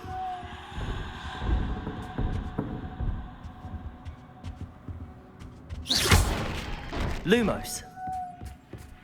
Oh, I'm afraid of the dark. Does it worry you that I can see you, but you can't see me? Accio. Wingardium Leviosa. Lumos.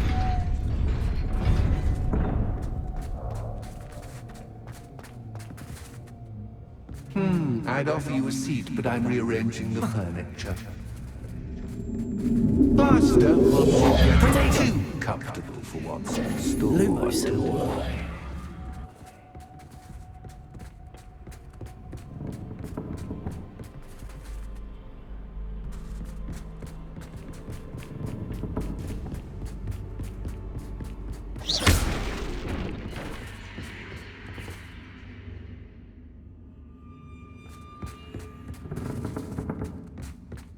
Protego.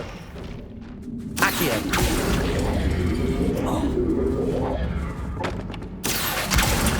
Wingardium Leviosa.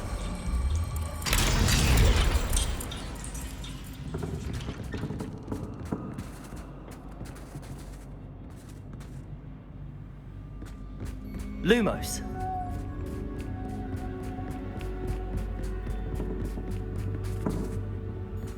Accio.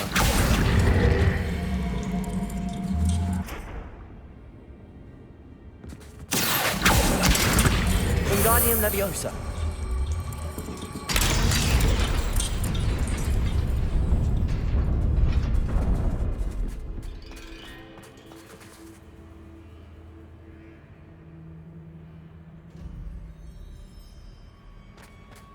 Lumos.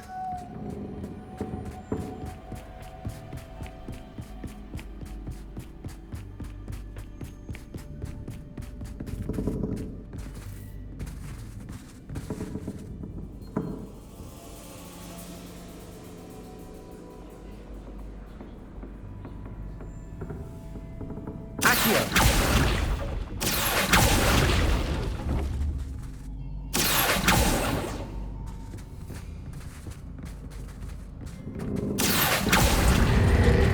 Wingardium Leviosa.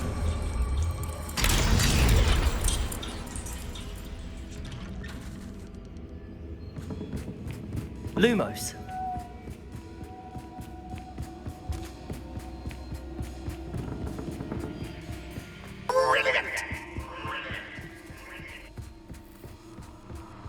Ah, a worthy playmate. Well done, me. Accio. Confringo. Defender.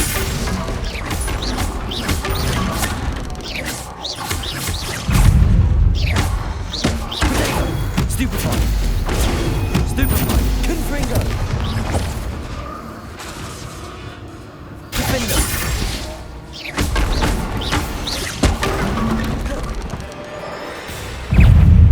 Confringo. Stupefy. Protego. Stupefy.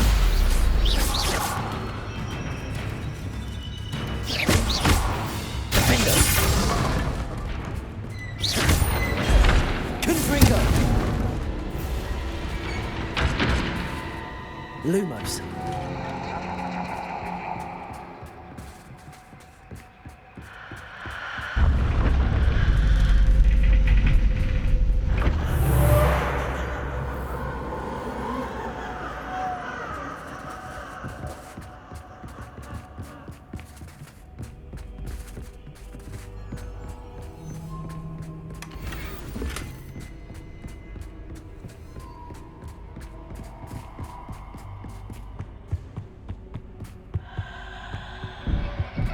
Accio. Wingardium Leviosa.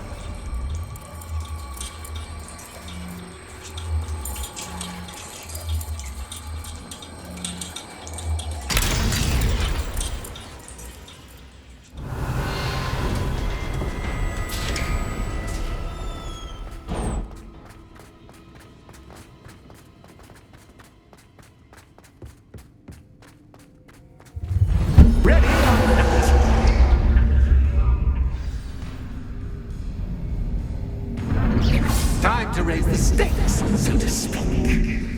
Where shall I put this?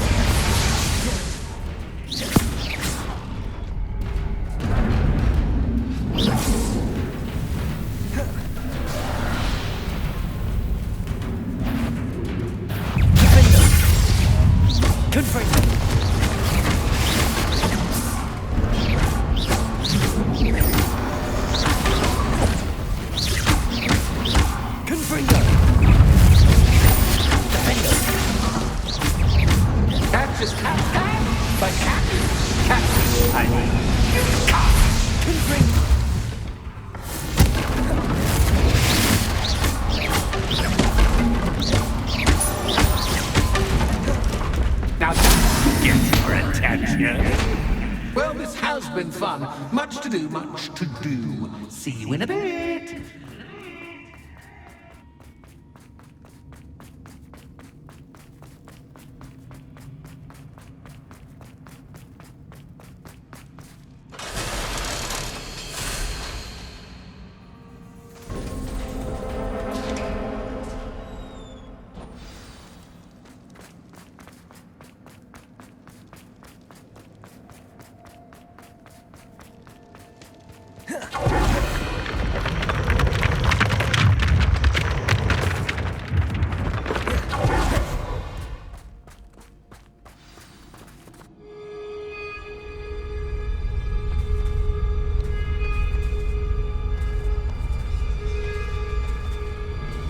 Aha! Finally! You, my inordinately clever friend, appear to have traversed this seemingly never-ending dungeon relatively unscathed. And now I suppose you'll want to go. Everyone leaves me, usually in a straitjacket, never to return. I'm starting to take it personally. I'm tired of having no one to play with. Ooh. Tell you what, I'll make you a deal. If you can match wits with me now and agree to give me unfettered access to the shop for, say, 1 day a month to have a little fun, I'll sign a contract. Pursuant to which, let me see, I will blah, blah, blah, blah, blah, blah. Oh, yes, leave you and your customers alone at all other times, etc., etc. You get your shop, I get my chaos. Sound acceptable? Excellent! Let the games begin!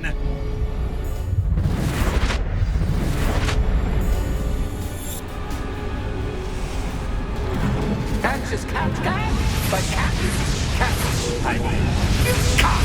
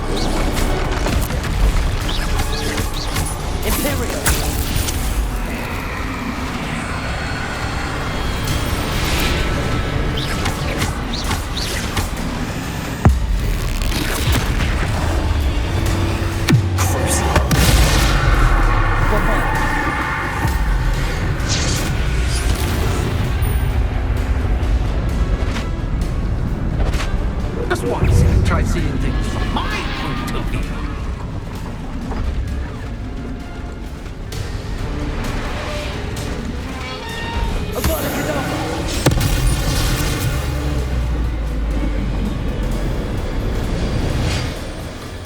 Well, well, finally, someone deserving of the playground I so meticulously crafted. Such a treat to have fun again in my little dungeon. I must say, I enjoy a good challenge. Ah, a kindred, dare I say, spirit. So, about the contract. I am a poltergeist of my word. Just to be clear, what does this agreement entail, specifically? Pay attention. You guarantee that I can have my fun at least one day each month without fuss. I let you work the rest of the time, mostly in peace. Why would you enter into such an agreement? Much as I love banging about the place, it's no comparison to seeing customers' faces when I bonk them on the heads with a chocolate frog. One doesn't really understand the value of an audience until one is without it. Very well. I shall agree to your contract with one small addendum. Hooray! No more of this unsatisfying banging about all day in a pitiful void. Wait, did you say one small addendum? I did. In order that I have a successful shop with lots of customers, would you agree to causing chaos only after 9 o'clock in the evening? Would you agree to at least 2 days a month instead of one? I would. Pleasure doing business with you. You've worn me out. Well done. I had a feeling about you. I have to admit, Cassandra did a wonderful job finding the perfect playmate.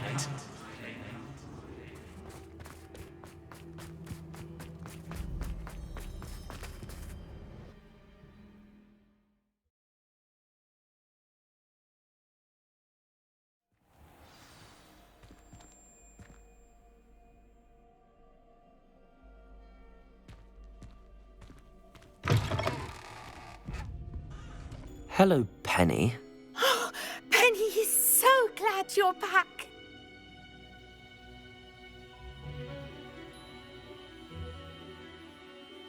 Were you worried I might not return? Penny was beginning to think yet another shopkeeper was going to end up in St. Mungo's. Another shopkeeper? St. Mungo's? I think you should explain, Penny. Penny, please stop holding your breath. Tell me what's going on. Oh, please forgive Penny. Penny is forbidden from telling you anything. But how can you be forbidden from telling me what's going on? I purchased this shop. Penny is confused. Penny thought that if you came back, you would own the shop.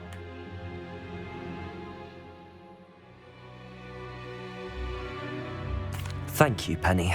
I think I'm going to need to talk to the authorities. Oh, Penny is certain that's a brilliant idea. Officer Singer will know what to do. Penny will wait right here.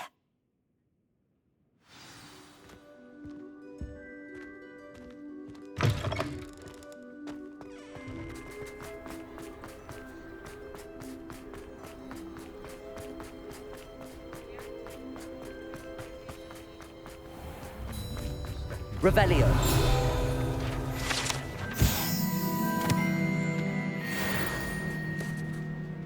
Officer Singer, I have some information you might be interested in. Ah, good to see you again. What can I do for you? Cassandra Mason sold me her shop and then tried to drive me mad in a haunted dungeon. Cassandra Mason sold you her shop? Well, yes, she said she did, but I think you might have missed the bit about the dungeon. No, I heard that bit too. And, according to the house elf that came with the shop, she has done this sort of thing before. Repeatedly. I wondered what was going on.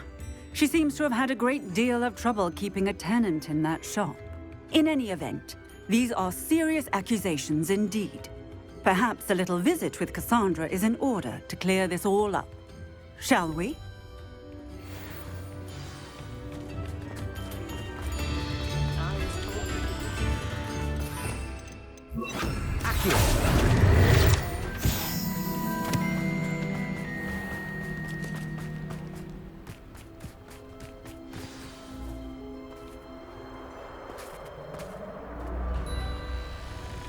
Oh, hello, Ruth. I see you've met my new tenant.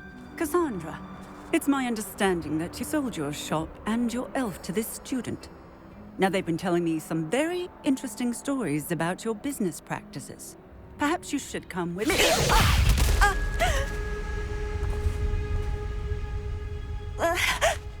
Stop her! Confringo!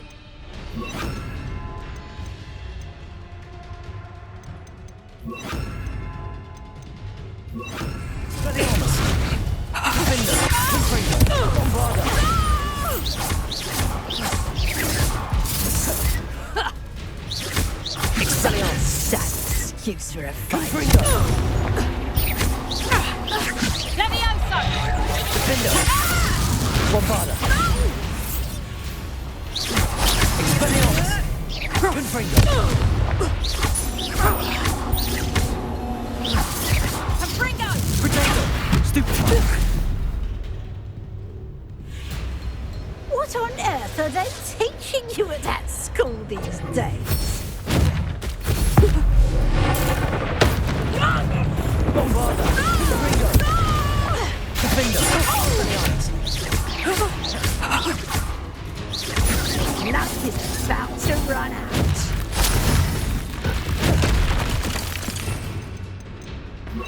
Resto momentum!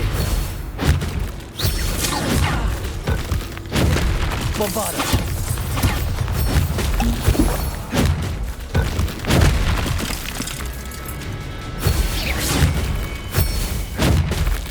Protego! Stupefy!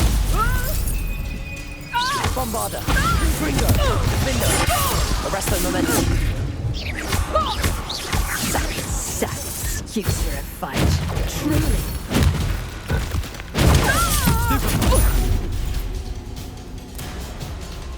I should have known better than to do business with a wily student. Arresto momentum! Bombarda! Confringo!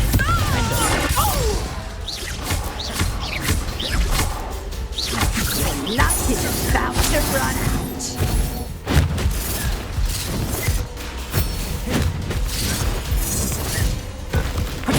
Stupefy! Defender! Confringo! Bombarda!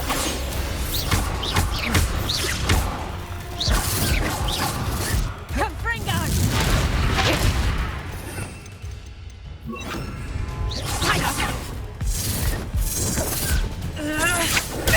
Stupefy!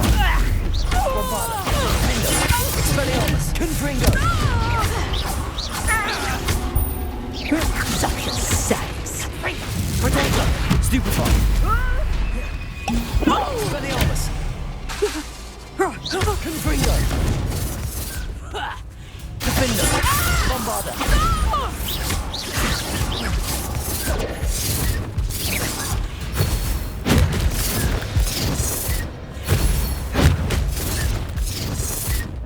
Protego! Stupefy!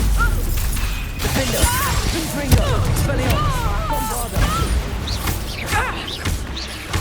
Your luck is about to run out.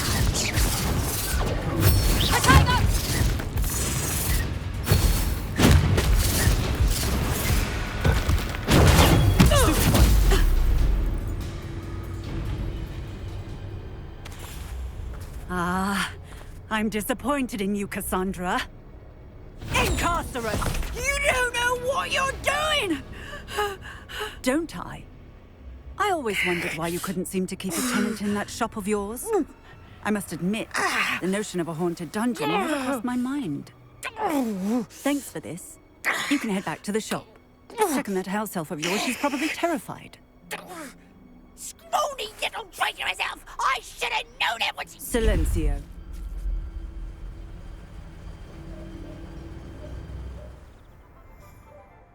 Oh, And not to worry. Cassandra will immediately file the paperwork needed to grant you ownership of both the shop and the elf. On her way to Azkaban. Thank you, Officer Singer. Best of luck to you as the newest shop owner in Hogsmeade.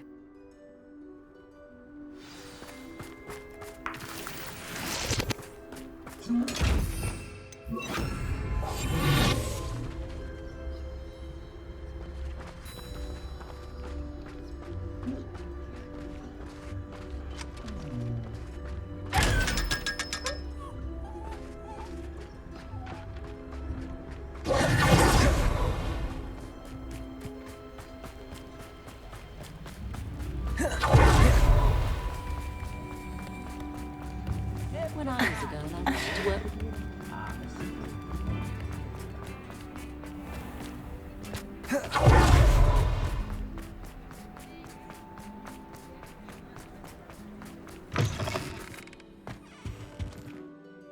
Penny, I have what I hope will be good news. Officer Singer confirmed that ownership of the shop has now transferred to me. Oh, well, that is good news. Penny is so relieved. Penny had the most difficult time keeping the truth from you. Penny promises to work as hard as she can for such a kind new owner.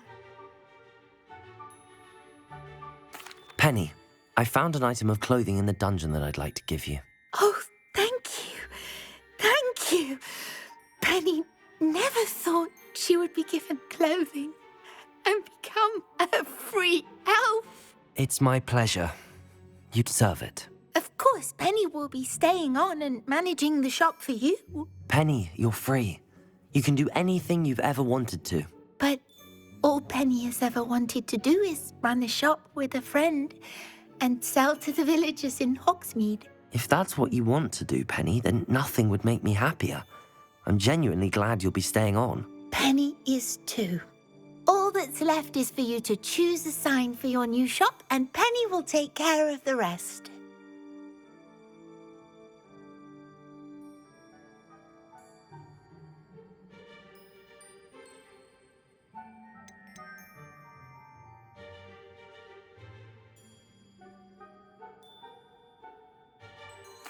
I choose stitches and drafts.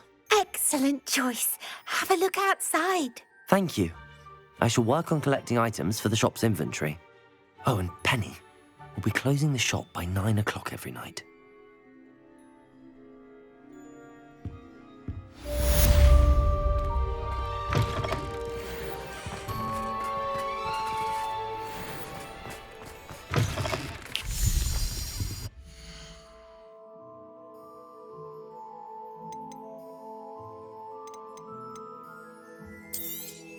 Oh, Penny will fetch a good price for what you'd like to sell.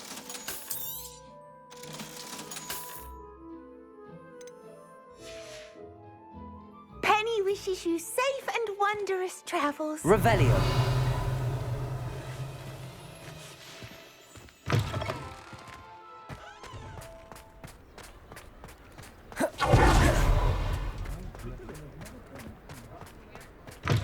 You're back. Nice to see you again.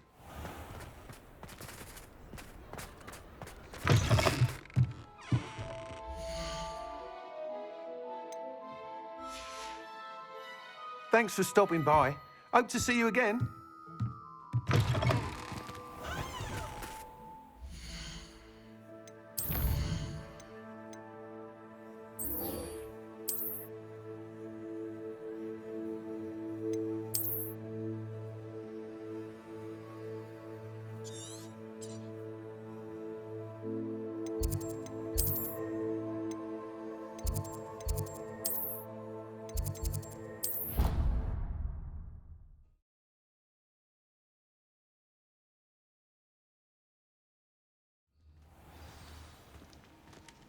You! It took us 3 days to find you. Ah, I have been meaning to speak with you. I still can't believe we escaped the Ashwinders. You may not realize it, but you are the talk of the school since you saved me that day. I wonder how everyone knows about it. I told my mother in the hope that she would be more forgiving of what I have been up to if it came from me. She likely told other professors, and news travels quickly. Unfortunately, she might, in fact, have been even less forgiving than I'd hoped.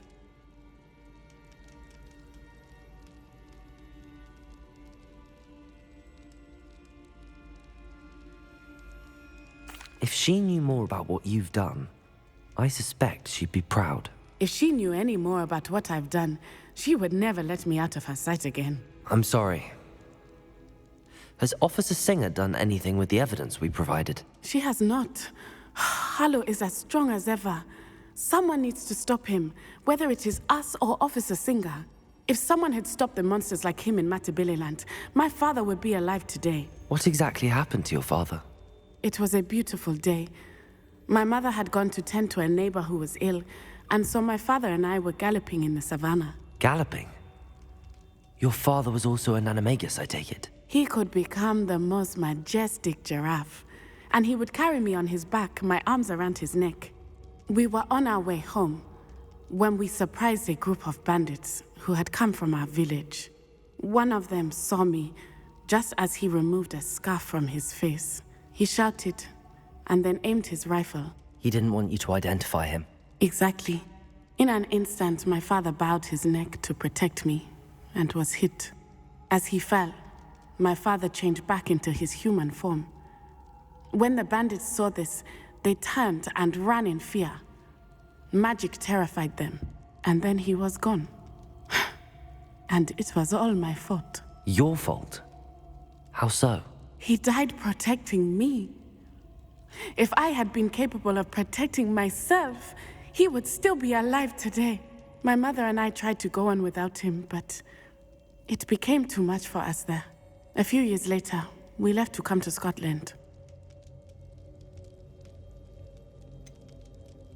Do you think taking down the Ashwinders will avenge your father's death? No. Vengeance is not what drives me. My father would not want that. He and my mother raised me to believe that it is a privilege to be able to fight for those who cannot. I know there is risk involved, but I feel it is worth it. I am glad you seem to think so too. What does your mother think about all of this? Well, as you saw, she worries a great deal. She is an excellent seer, but I think it bothers her to this day that she did not see my father's death coming. She misses him, as do I. So I believe on some level she understands my need to seek justice in a small way. But that does not mean that she likes it. Do you think your father would approve of the things we've been doing? Oh my, that is a good question. In theory, yes. Although he would worry, as my mother does. But I think he, of all people, would understand my persistence. My father never shied away from a fight for good, no matter how ruthless the foe. And I think he would have enjoyed knowing that I had a compatriot like you. I'm sorry, Natty. I can't imagine what you've been through. Your father sounds exceptional. He was. Truly extraordinary. And thank you for your kind words. We all have our burdens. My father had a saying about that. Yes, I remember. Rain does not fall on one roof alone. Exactly. Soon you and I will put an end to the Ashwinders, beginning with Harlow. And once he is gone, we will turn our attention to Rookwood. We are making progress, and we will succeed. Thank you again for saving Rebellion. You deserve all of the praise you have received.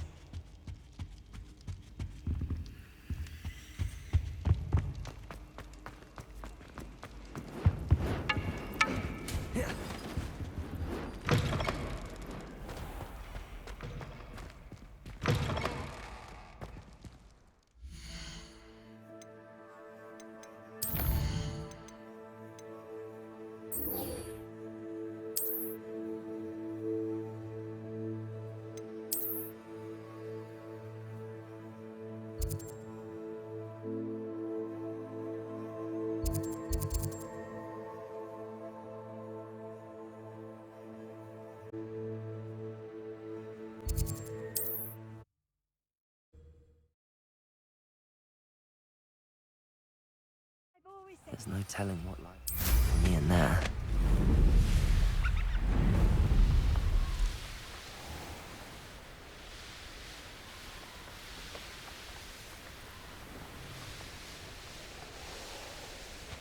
Could it be a Merlin trial?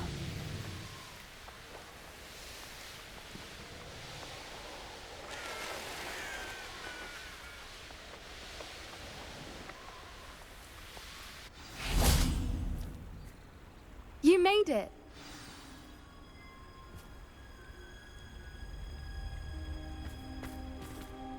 I take it this means you had some luck at the library? It took a few hours and some eye-watering maps, but I think this might be the cave Doran told us about.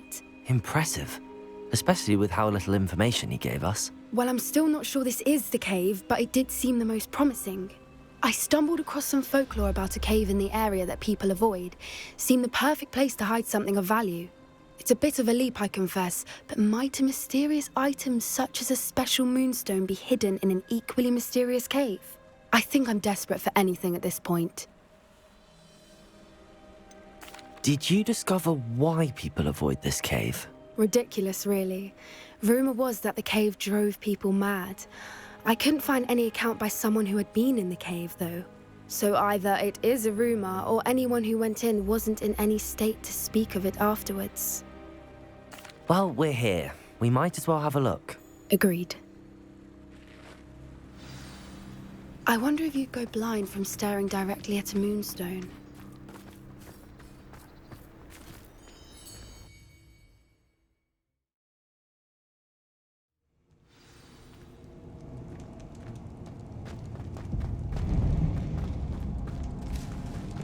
You don't think the rumors about the cave are true, do you?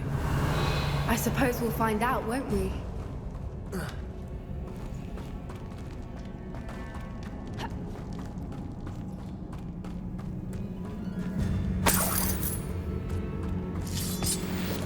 Rebellion.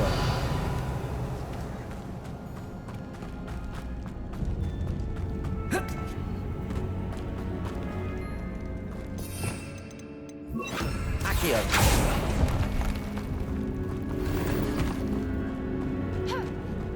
Confringo.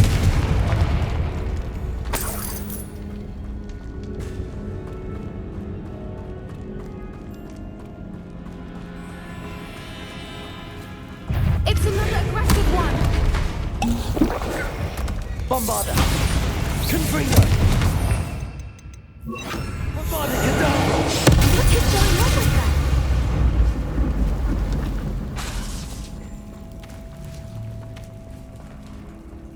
Confringo. Bombarda. Revelio. Bombarda.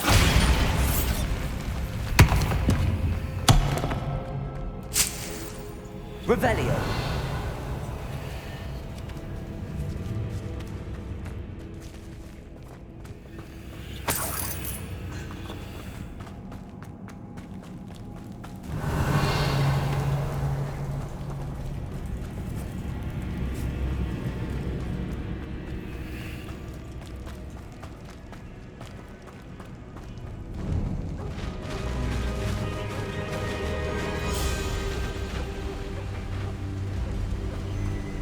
Voipers.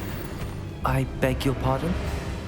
This must be how the rumor about the cave started. The Whooper's song is said to drive anyone who hears it mad.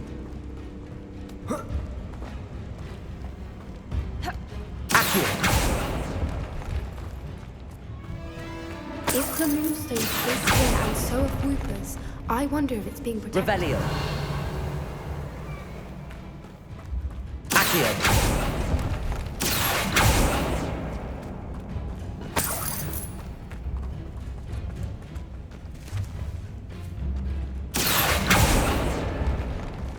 Revelio.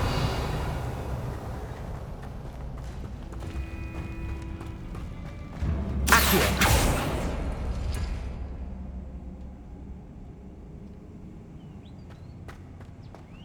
Why am I not surprised? First the Whoopers and now this.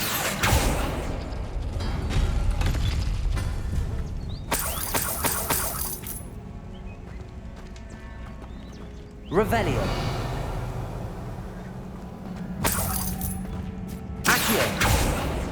We need to find moths for those spinners.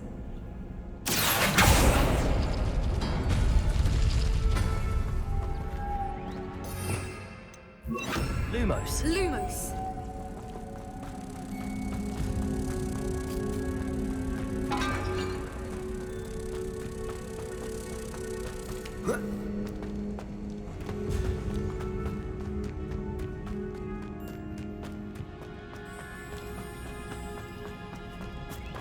Revelio.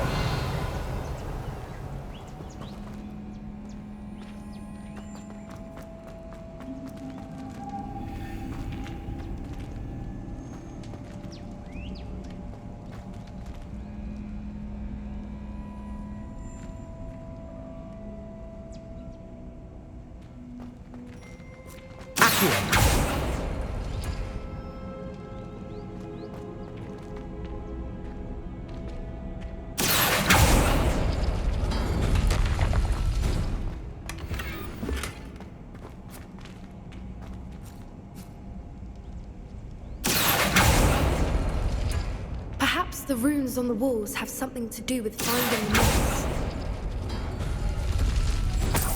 Lumos. Lumos.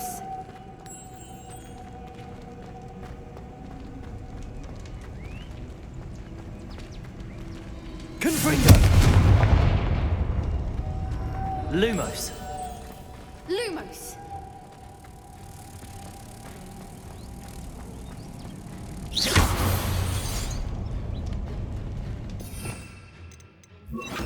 Also.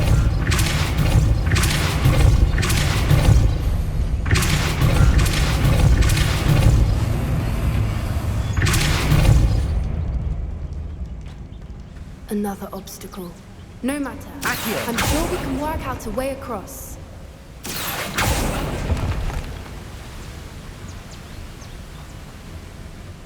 Lumos. Lumos.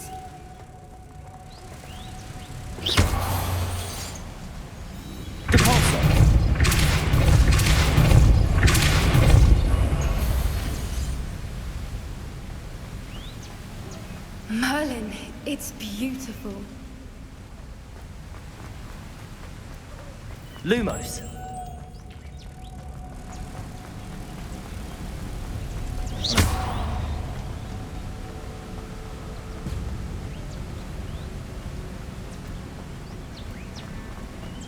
Lumos.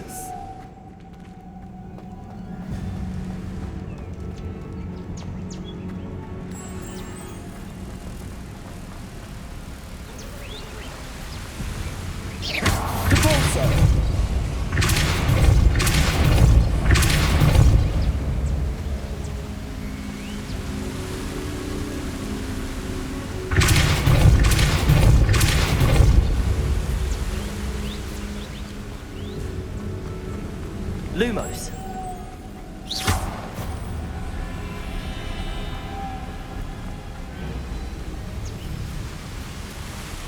Lumos.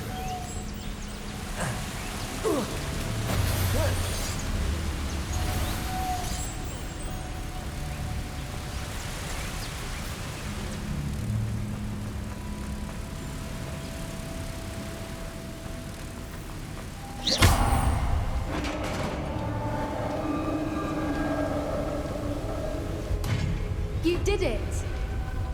Revelio. I was hoping we wouldn't have to do this. Imperium.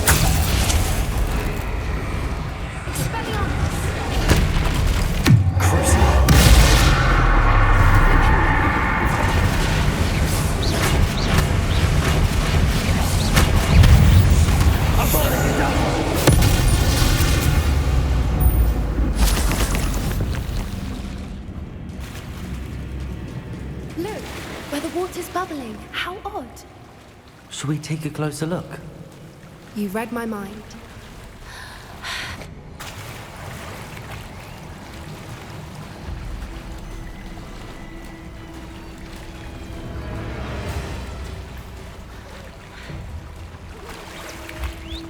Merlin, it's even Revelio. Close up. It's got to be here. I just know it.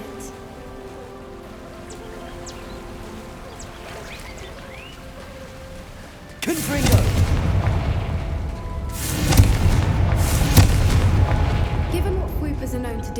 never thought I'd be so happy to see this many of them.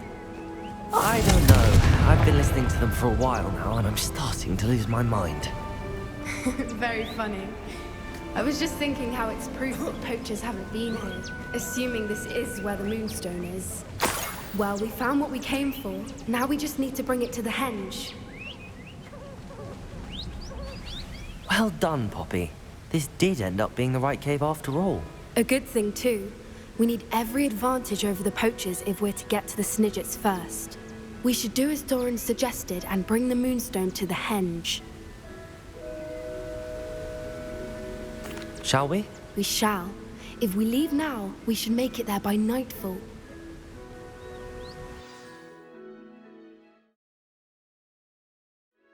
That's the henge, precisely where Doran said it would be.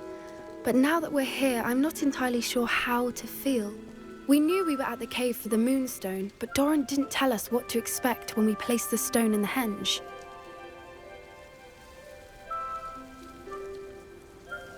I don't think Doran would knowingly send us into danger. You're right. I suppose I'm worrying over nothing. Let's make our way down. We're nearly at the end of this. I think that's it over there. Oh, how's your Gran doing, by the way? Nothing keeps Gran down.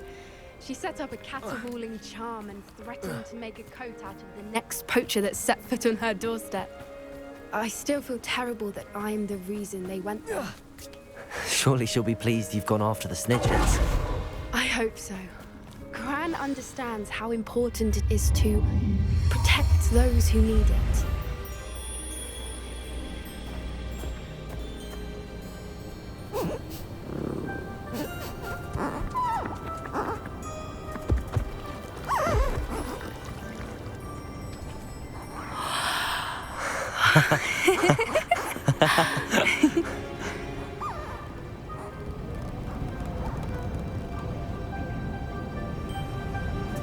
Whoa! Oh.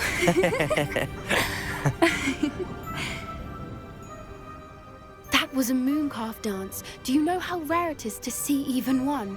They only ever happen under a full moon.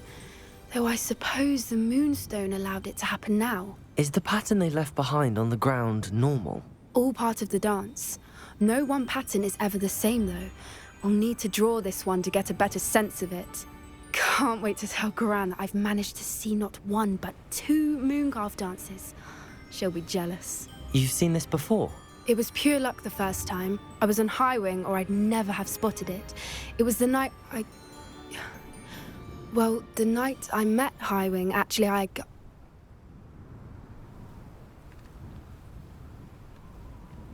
I'd love to hear about how you and Highwing met. I'd actually like you to know.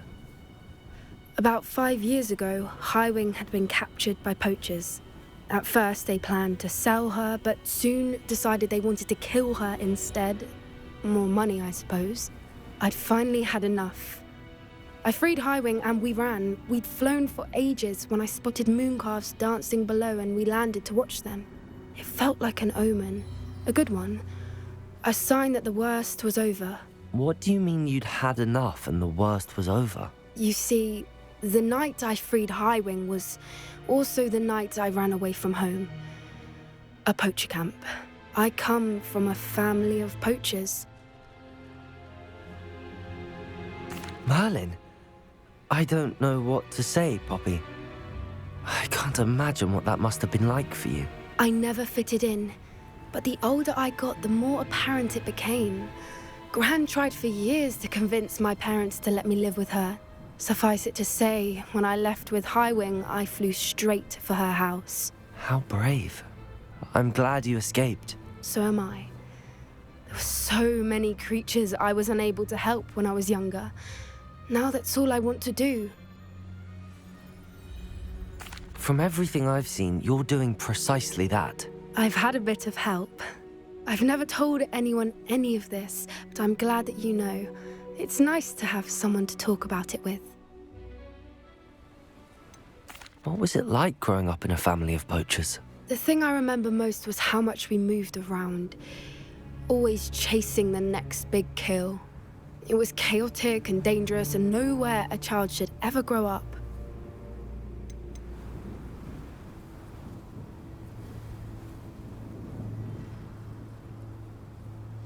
Do your parents know about the things you do now? Saving that dragon from the fighting ring, for instance. We don't speak, or rather, they don't speak to me. Last I heard, they were in Borneo trying to make their fortunes there, at Cromantulas. However, I wouldn't be surprised if word has got back to them. Some days a part of me hopes that it has. Now that I'm older, I wish I could talk to them, get them to see sense. But sadly, I suspect that wouldn't do any good. We were around so many poachers in the tent. Were you not worried about being recognized? Poachers are nomadic, and most of the ones in the area aren't any I'd grown up with. That said, I suspect someone must have recognized me. That's how they got to Gran. I'm glad you told me. We should get back to Doran. He'll need to see the symbol, and we've got poachers to beat. If you collect the moonstone, I can make a quick drawing of the symbol for Doran.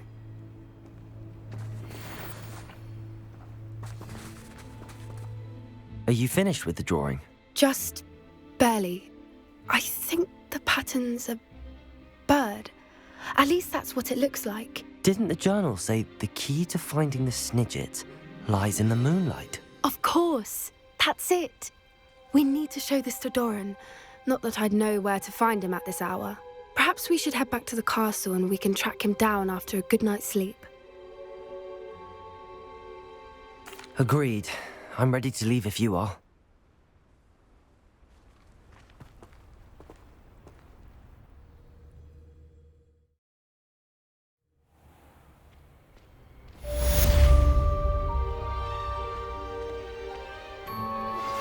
Would you please meet with me in the Great Hall?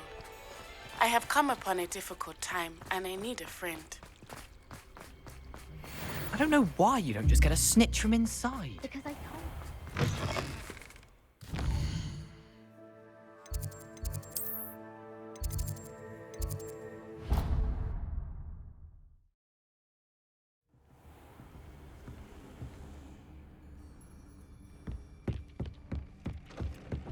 Spare a moment.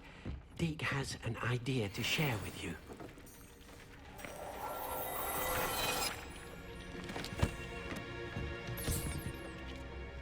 Nothing to identify, for now at least.